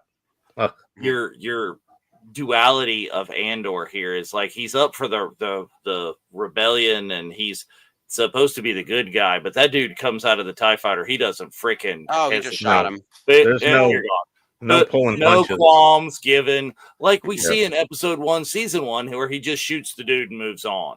Right. Yeah. He's very matter of fact. Scream at the TV when things happen in shows like detective shows or something where they give him every warning, or shoot him in the face, shoot him in the face. He's asking for it. I say it all the time. You have to kill your enemies in this universe. There's no prison, because no one ever makes it to prison. They always escape. And by the way, here's our Easter egg of where we are for everyone who's wondering. It's Yavin 4, which is very exciting. Home of the rebellion. Which is seen prominently in Rogue One and in New Hope and in Rebels as well. And that's the end. We did it. Yes, we made it through 2 episodes, which were very long episodes, by the way. And but excellent. And, but in all honesty, it doesn't feel as long as I thought it was going to feel. Oh no, they're fast, long episodes. Definitely fast, long episodes. Lonnie, you're killing me. Laser focused is I see what you did there. But is for the fast long episodes is it didn't feel like it was going to drag. We've had some watch-alongs where we do this time frame and it's like, oh my god. Might have been Corvette Summer, but Under the Rainbow, my 2 favorites that we. Oh yes. But this episode seemed very quick, and it is shorter than the first one, and I think it is shorter than the third one. But there was a lot packed in there, and great stuff so far. And what you guys, or what they'll be watching tomorrow, is an amazing culmination of a lot of what has occurred here. So. Well, since this is our first watch along for Andor in general, and my one appearance probably on a Thursday night, I do want to make my sweeping, like, big swing Andor prediction / request. Oh yes, so let's see this. So one, I do think that Mon Mothma is like the MVP of the show, and I've actually pulled up IMDb because I did want to shout out a bunch of the actresses. Denise Go as Dedra, Genevieve as Mon, Faye Marsay as Vel, and Elizabeth Delau as Clea. Oh my God, these women! Like, just give them their own show right now, the four of them, and have them do whatever. Don't forget Bix. Like, she's and amazing. Bix, yes. Bix. And Adria Arjona as Bix. Yes. Holy hell, the five of them. Incredible, and I just want to see more and more of them. I also do a female rebellion show. That would be amazing. Oh, all that I'm in. I'll just watch all day. I don't care what they're up to. But I think, like, Mon Mothma, we know where she's headed. There's also stuff we know is coming that I would love a stinger at the end of it all, because there's this underlying thought of, like, is what we're doing meaningful? Does it mean something? Are our individual actions laddering up to the larger cause, and will we win in this and that? And no one really knows, but we do know what happens because we've seen this is happening in the past for us. So I want to see a flash forward, and I know this is a little bit cheesy, at the end of all of it, where Mon Mothma gets to receive the surrender of the Imperial Empire from Mas Amedda. You mentioned this before. I remember you talking about this before. Yes. Yeah. And if I say it enough times, it'll happen. So I need it. Write it in. Go back for reshoots. Because we know what happens to Andor. Like, we know he goes off to Rogue One and Kablooey. And we have to assume that a lot of other people aren't going to make it out alive. But Mon Mothma is one of the few that probably will. And we know that she'll have a forward stinger because she ends up in the new trilogy time period. Like, she's alive when Leia is, like, working for the New Republic, right? She at least makes it that long. I would love to see the surrender of the Empire, because the point of this show is that everyday people are going to band together to overthrow the Empire. And yes, it happens in Return of the Jedi, and it takes Luke and Leia and Han and everyone else. But this show needs to show the Empire collapsing as a post-credits kind of stinger thing somehow, and it needs to tie back to Mon Mothma. And I feel like the only way to make that logical connection is Mas Amedda surrendering under the tree on Chandrila. Give it to me now, please. Please and thank you. Right. That's it. That's all I want. What about you guys? Definitely. What do you see coming up? What are you excited about? Like, do you have any big, bold swings you want to make? I mean, I'm just waiting for it to happen. Some of the things that we want to see are what happens to some of the other characters that we don't know their fate. We suspect probably because everybody dies. Well, yeah, but we don't know specifically, like, the fate of Bix, right? We don't know. She goes. We suspect because she's not in the events, but she might be one of those characters to where, 15 years from now, you get the arc of the Bix, a Star Wars story, or side story, or whatever. Like that is there could be, because she could make it. She could make it through. We've already seen, or spoilers, we may see some stuff about that in the next episode tomorrow night. Right, tomorrow night's episode. But it's. I am enjoying and hope to continue see little things that matter in the future that we don't know are coming here. Right. That we're going to go look back on and be like, oh, wow, that equates to this or whatever. Yeah, it's like we're sitting here seeing Mon Mothma giving away her daughter for the rebellion here, right? Mm-hmm. These are events that have to happen, and that's kind of giving us more about her character and why we see this, stalwart woman with the sacrifices. We know more about that. I want to see more of that stuff and little things in there that surprise me. That it's like, oh, that's where that came from. Oh, right. And you get more of that on repeat viewings for sure. Yeah, I mean, are we going to see Manny Bothans We're gonna see. Well, I don't think we're gonna see Botham's, but we will see the Gorman situation. Right. Yeah, that's coming. I mean, yeah. I will say, I think the way in which we are leading to that, because we as viewers know it's happening, and remember the Gorman massacre being such a huge part of Mon Mothma's like defection, her becoming public enemy #1. We already saw a chunk of that in Rebels, and for anyone who's not aware of the source material on that, go watch the episode Secret Cargo within Rebels, and you'll get the vast majority of what you need from there. I want to see the Andor version, not necessarily of that episode, but the events that lead up to that, and then maybe surrounding that and after that, like all around like that whole experience of like, what does it take for this sitting senator who's obviously and held in very high regard to become public enemy #1, and everyone is going to chase her down. Like, I feel like Deidre Miro is going to go after her, like, and among other people, right? They're going to cross paths because they haven't had a scene yet together. They're going to butt heads. That's coming. Yeah, for sure. Those are some cool things to look forward to. And Lonnie's comment right here is, Gilroy alludes to, they say after season 2, rewatching Rogue One is going to be a brand new experience. Right. More depth and context. You're going to want to go right to it. Like, this is going to be the longest watch along ever. We should do this eventually when we lose our minds on the network. Is we start with Andor season 1, episode 1, and we take shifts. And we go through all 12 episodes. We go through all 12 episodes of that, season 1, season 2, Rogue One, and then you got to go New Hope. Straight to A New Hope, and then through the whole trilogy. It used to be on May the 4th. You would do like a watch along of all 9 movies, like a marathon, or else. Right. Yeah. Which, by the way, let's give everyone a little tease of what's coming for May the 4th, especially because we have so many people in the chat with us who might not be aware of all of our programming. We've brought in 10,000 new members to the group in the last week or so. Oh yeah, they probably don't even know all the shows we have. Popping off, yeah. Those numbers have been steamrolling.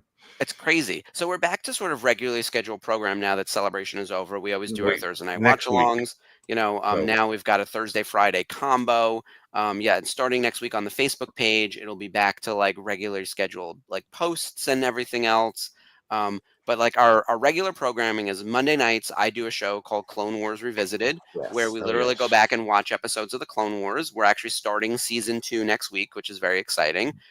Every Wednesday, it changes up between 2 different shows. We have Daughters of the Galaxy, which is a female-centered show, and that's Ashley Brienzo and Sarah Barnes and Jamie Graham.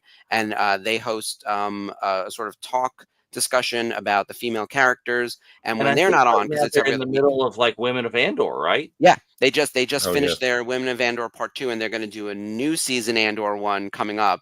This week, we just had the Nerf Herders because it alternates with them, and the Nerf Herder Council does a general Star Wars discussion and also non-Star Wars as well. So you can tune in and maybe they're talking Marvel, but they have a big May the 4th thing planned for next week. And then Thursday night watch along, Friday night watch along Part 2 for Andor while the show is on, and then on Sundays, Dave, tell everyone about Unifying Force. So on Sundays we have 2 shows, right? We have 2 shows that alternate, first and third week, second and fourth, and on the 5th week we take the week off. But our show, I am one of the 3 hosts of the Unifying Force, and the Unifying Force is we really kind of take some question in Star Wars and we deep dive it and we try and unify that and tie that into real world things. It's like, we've discussed that. It's gonna be a lot about this show that's going to happen on your show. Completely. There has to be, because you're talking about the real life politics of the moment that are in there. We talk about, Jedi being in certain countries now is a religion that you can put on the census, and the percentage of Jedi religion people in countries around the world that register and identify that way on census.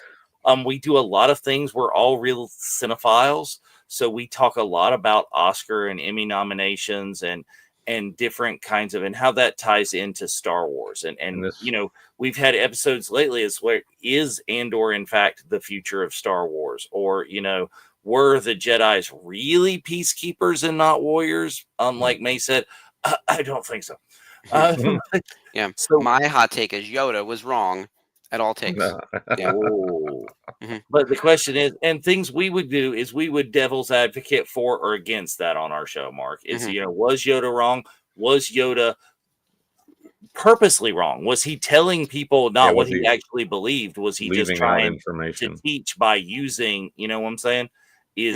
That's the kind of thing that we would delve into. And our other Sunday show is the Jedi Archives. And the Jedi Archives, we have Mike, John, and Bryce, where they go through like all the comics, you know, the High Republic Adventures, all those series, and they're going through it episode by episode, issue by issue of all of those plot lines and how those tie into the High Republic books, how some of that stuff tied into the Acolyte TV show. And as we get more stuff going forward, and there was no mention of this at the celebration, if we get that, you know, Dawn of the Jedi, the beginning thing, no mention. Everything's but there was a High Republic panel that Mike and John, I believe, both attended, that you will get more information on during their show and how things are going to go forward with that stream of content. Yeah, there's still a lot of publishing, and I know the High Republic was really thriving, and they sort of closed out whatever phase they were in. Yeah. I don't do a good job keeping up with the books, but I watch their show, so I feel like I do, based on what they tell us. So to recap this week of programming: Monday, Clone Wars Revisited, Season 2, Episode 1 of the Clone Wars. Watch along with me and Ashley and Skip. Wednesday, we have a new Daughters of the Galaxy, where the girls are going to be talking. They're going to be doing their May the 4th kind of thing, but I think it'll be a very Andor focused because of the timing of the show. There's also going to be a special news desk. Dave, you're hosting that on Wednesday, this upcoming Wednesday, about ICCC. So, you know, celebration is over and cons roll on, man. There's cons everywhere.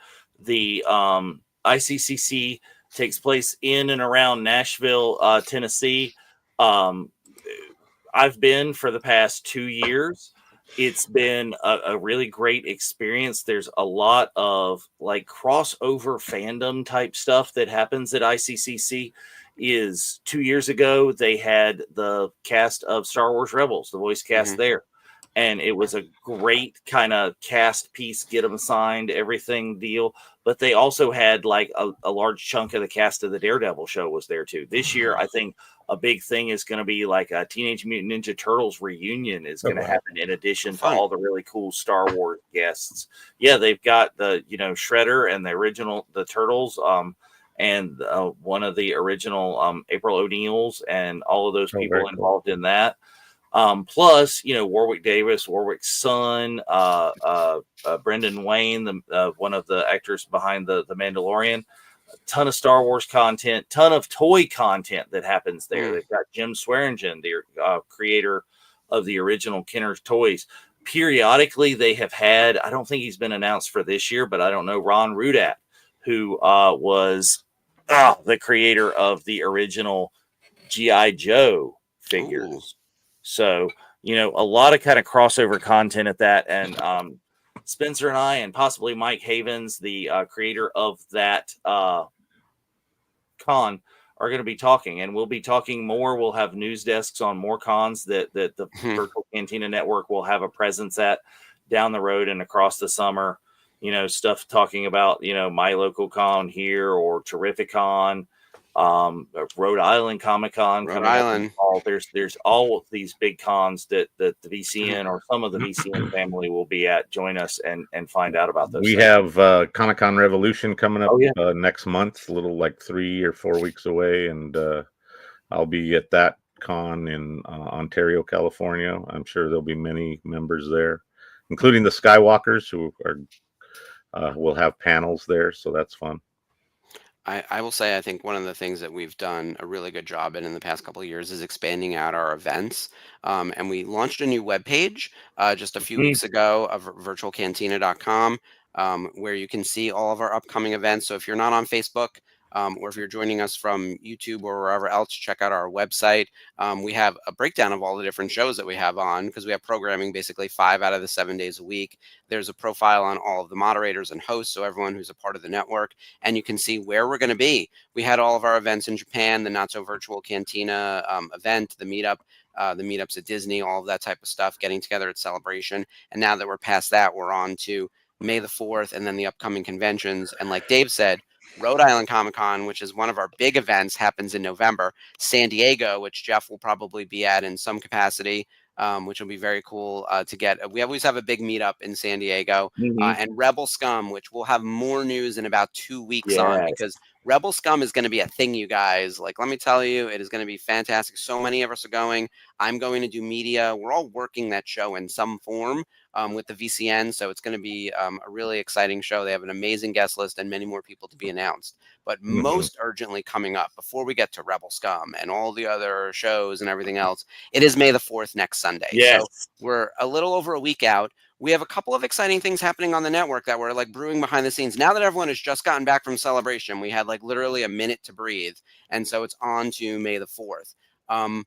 Two big things. Tales of the Underworld will be dropping that day. So we are going to be doing a recap show of Tales of the Underworld that's going to air late in the day, because we're going to record it live earlier in the day after we watch it. We're going to get a crew together, and have a recap up and everything. Cool. We're also going to have a special May the 4th kind of all host gathering like we've done in the past. So if you've seen our prior May the 4th videos, like an all hands kind of thing, talking about what we love about Star Wars in the past year. We'll get a lot of Celebration recap from everyone who attended. We'll talk about what we're most excited about and the like coming up in Star Wars. It'll be like a big celebration, a big love fest for about an hour and a half. That'll kick off our May the 4th. We'll also have a new episode of the Jedi Archives, who are going to be live on that Sunday anyway with a new episode. They're recording a May the 4th episode. And then we're going to run on our Facebook page, especially for all you new members who might not know all of our programming, a sort of best of all of our different shows. So you'll get to see something from Clone Wars Revisited, from Rebels Revisited, which is the show we did before this, speaker series where we interview actors and behind the scenes people who work on Star Wars. You'll get to see some of our watch-alongs and some of our after shows.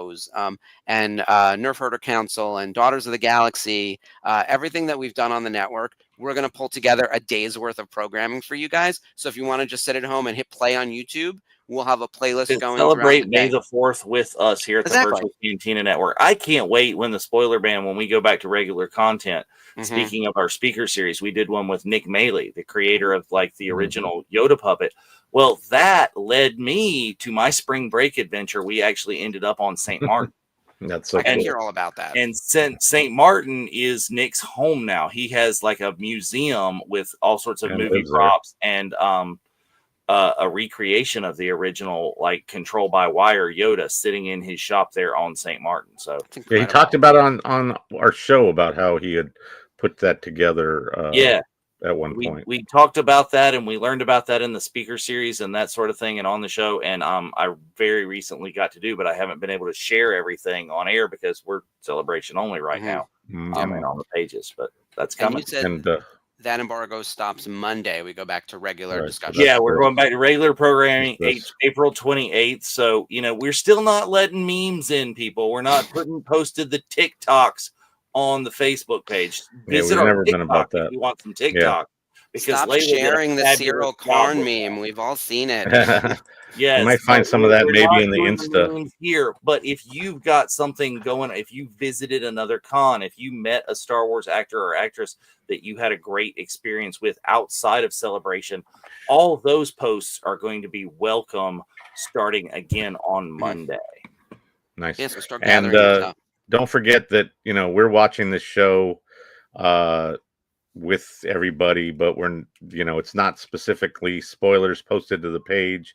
We do have a spoiler ban that continues for 48 hours after the show drops, which would technically be just before a couple hours before we start this show on Thursday.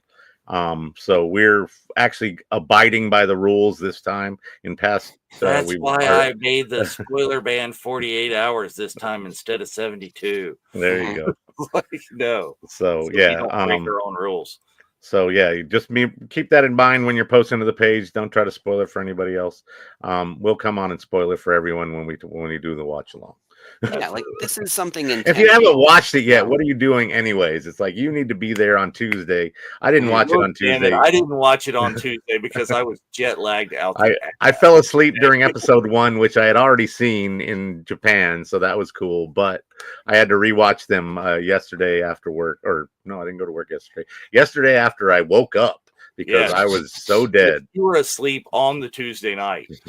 Yeah, I fell asleep during the Zoom. That level of programming is every Tuesday night. We post a link on the Facebook page, but there's the VCN happy hour where it's like this. It's this show. We're talking and back and forth and talking about Celebration and all things Star Wars, but it's live on everything. Zoom. You guys can be there live on Zoom, and instead of snarky comments in the chat, make snarky comments in person. Yes, exactly. We did enjoy some new members coming in, and specifically an amazing Visions cosplayer that we some of us talked to or took pictures of or met in Japan. It was great having him in. So anybody who wants to join us, feel free on Tuesdays, 4 p.m. Pacific time, 7 p.m. Eastern time, and whatever you are in between or around the world that lines up with that. Come in and let us know how you're doing and what you thought of Celebration, what you think of LA coming up for Star Wars Celebration 2027. All of that there's a lot of discussion of that too. And if you're looking for info, Jeff right there, LA native. We have a number of others that are there. Yeah, we have a lot of LA natives in the group, and lots of them are offering up for it.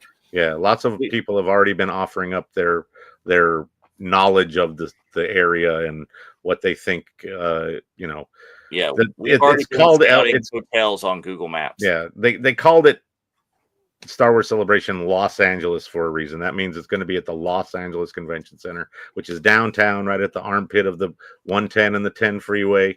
It's an interesting spot. It's a pretty big convention area. They are supposed to be doing some renovations for it because we do have the Olympics coming in 2028. So there's a lot of infrastructure that's being put into place currently that will hopefully be ready. Sherry promises not to bite. She doesn't talk for everyone. Yeah, she's not speaking for everyone. But that infrastructure is being put in place. Currently, they're finishing up a people mover at the airport that will take you out of the airport proper, LAX that is, to a offsite both parking and Uber spot, shuttle stop, train stop. So you have a lot of other options other than being, shuttled out of the area on 26, also in LA. Oh yeah, there you go. So that's coming up as well. I'm sure they're doing some stuff for that. All the venues are getting ready to be part of the Olympics and the World Cup, as well as things like Lucas Museum of what's the big name? Thing. Yeah, they're opening next year as well, I believe. I think they were scheduled to come to open this year, but there's been a little, maybe a little issues with that. But they should be open. And don't forget the Academy Award Museum just recently opened. I know we all got to go there on the VCN family vacation. And down the street from the Academy Museum, which is an amazing museum and has some great stuff, and they always are very timely in what they show and what displays they have. Right and almost next door is the Page Museum where the La Brea tar pits are. They've done a whole big renovation that they were in the middle of when we were doing the family vacation back in July, August. So I missed that. Also, all these storefronts and attractions and filming locations from Tommy Lee Jones's Volcano. Yeah, right there along the Miracle Mile on Wilshire. But yeah, so there's a lot of stuff that they're trying to do to upgrade the city in general. So hopefully much of that is done by the LA Celebration, which will start at the beginning of. And look, we're 2 years away, so everyone needs to not stress about hotels, flights, and all that kind of stuff. Yeah, you still got a year to kind of start doing that stressing. Start saving your nickels for what you think you might need in terms of the flights, hotels, and whatever else, and autographing. But there are a million things that are going to happen before then. And I'm telling you now, like, everyone get ready for Texas. I do want to mention one quick thing about the Zoom. So the Zoom that we do is not aired on YouTube or Facebook. It is a join and hang out. No evidence. There's no recording, so you can speak freely. You'll find me speaking very freely. And so, that's not a televised option. That one's just for us to have fun and kind of get together. I have to mind my potty mouth while we are on our very family-friendly network over here.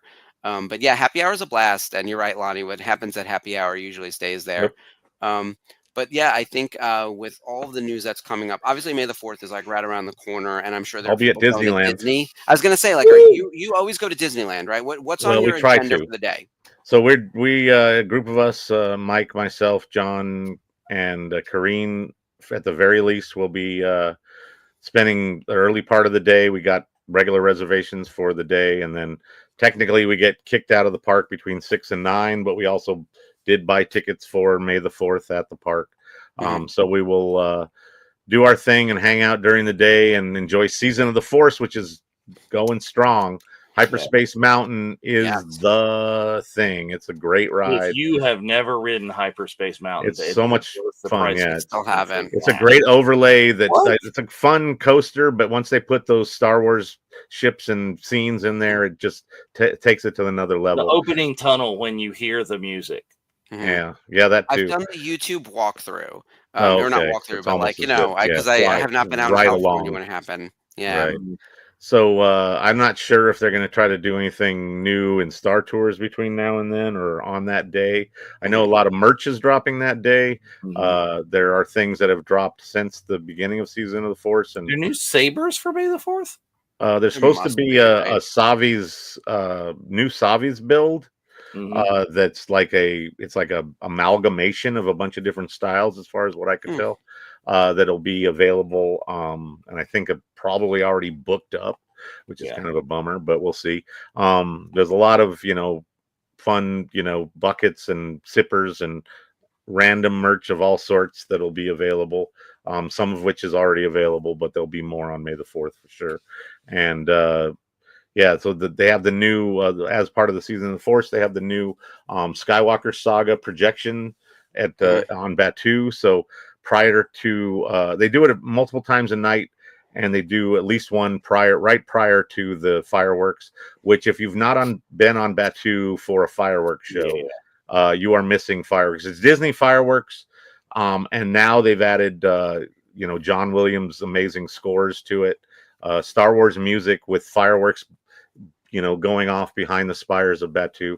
In the past, it was always just the cool location that people in the know and hung out later on Batuu were aware of, with just fireworks. All you got was explosions and flashes above the spires, and then they realized that so many people went there to watch that without music that they decided to kind of pad the experience, add music, add some storytelling elements. They have a weird droid that sits up on the balcony over there called Bard and tells some stories. Now with the projection, though, they've introduced his like master keeper, whatever, as a hologram, who introduces some of that, which is really cool.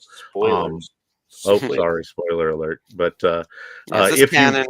Any of the I am all about watching the fireworks on Batuu as opposed to Main Street or in front of the castle or anywhere else in the park. That's my spot, and it's a lot of fun. Mark, this actually is canon because there is the new video game, like the behind the scenes of Galaxy's Edge, the interactive game where there's like another bar and things that you can't actually physically access.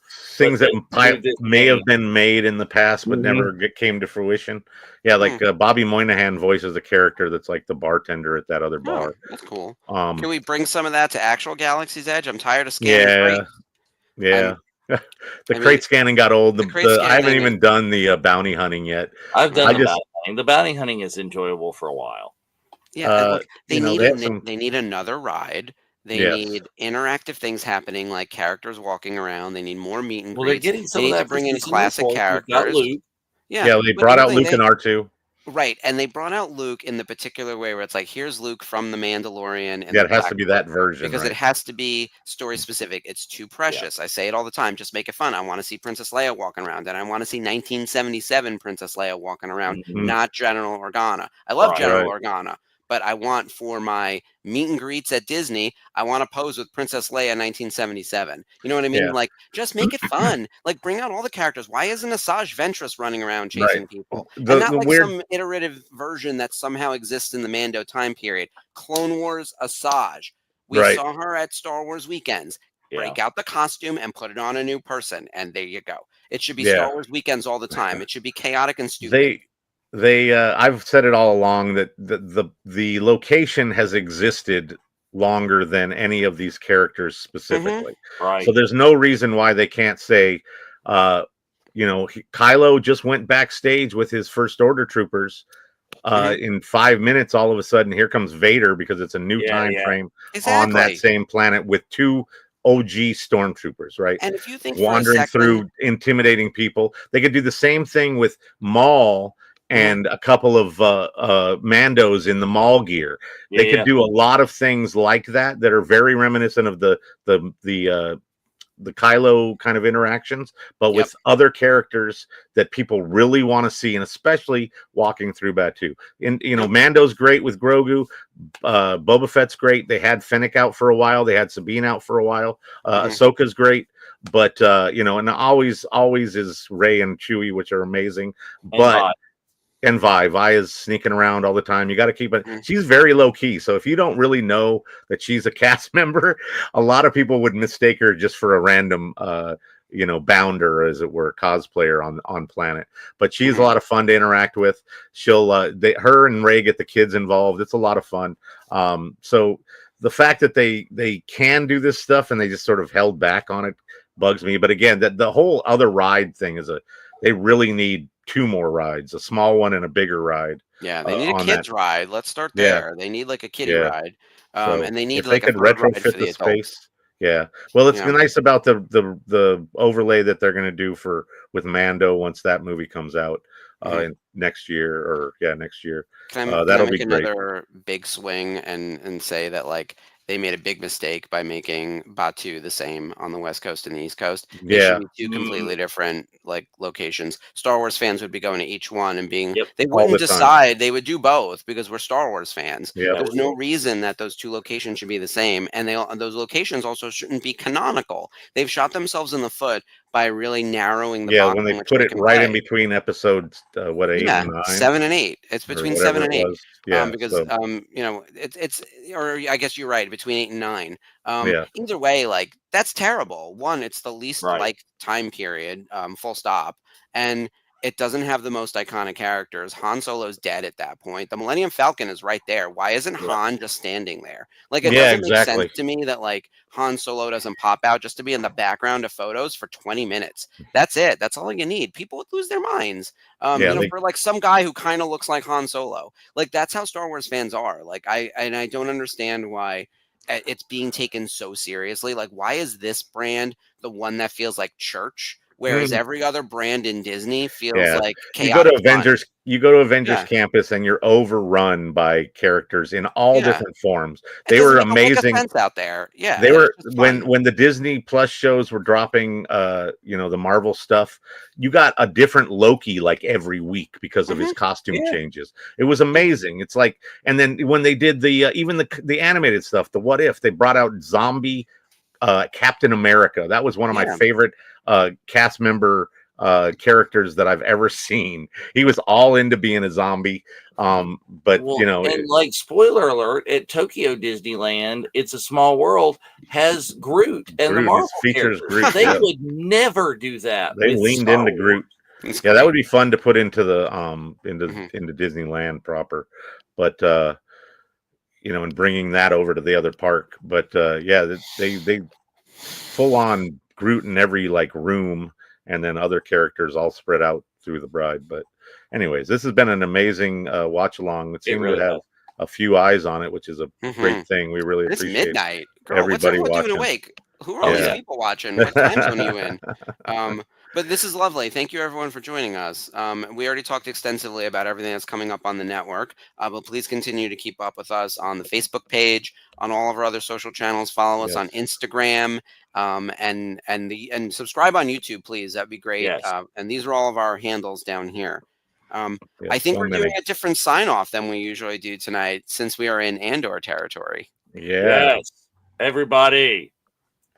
Fight the Empire. Fight the Empire. Fight the Empire. With your middle finger, for sure. All right. And away we go. Night, guys. Night. Let's see what we can do.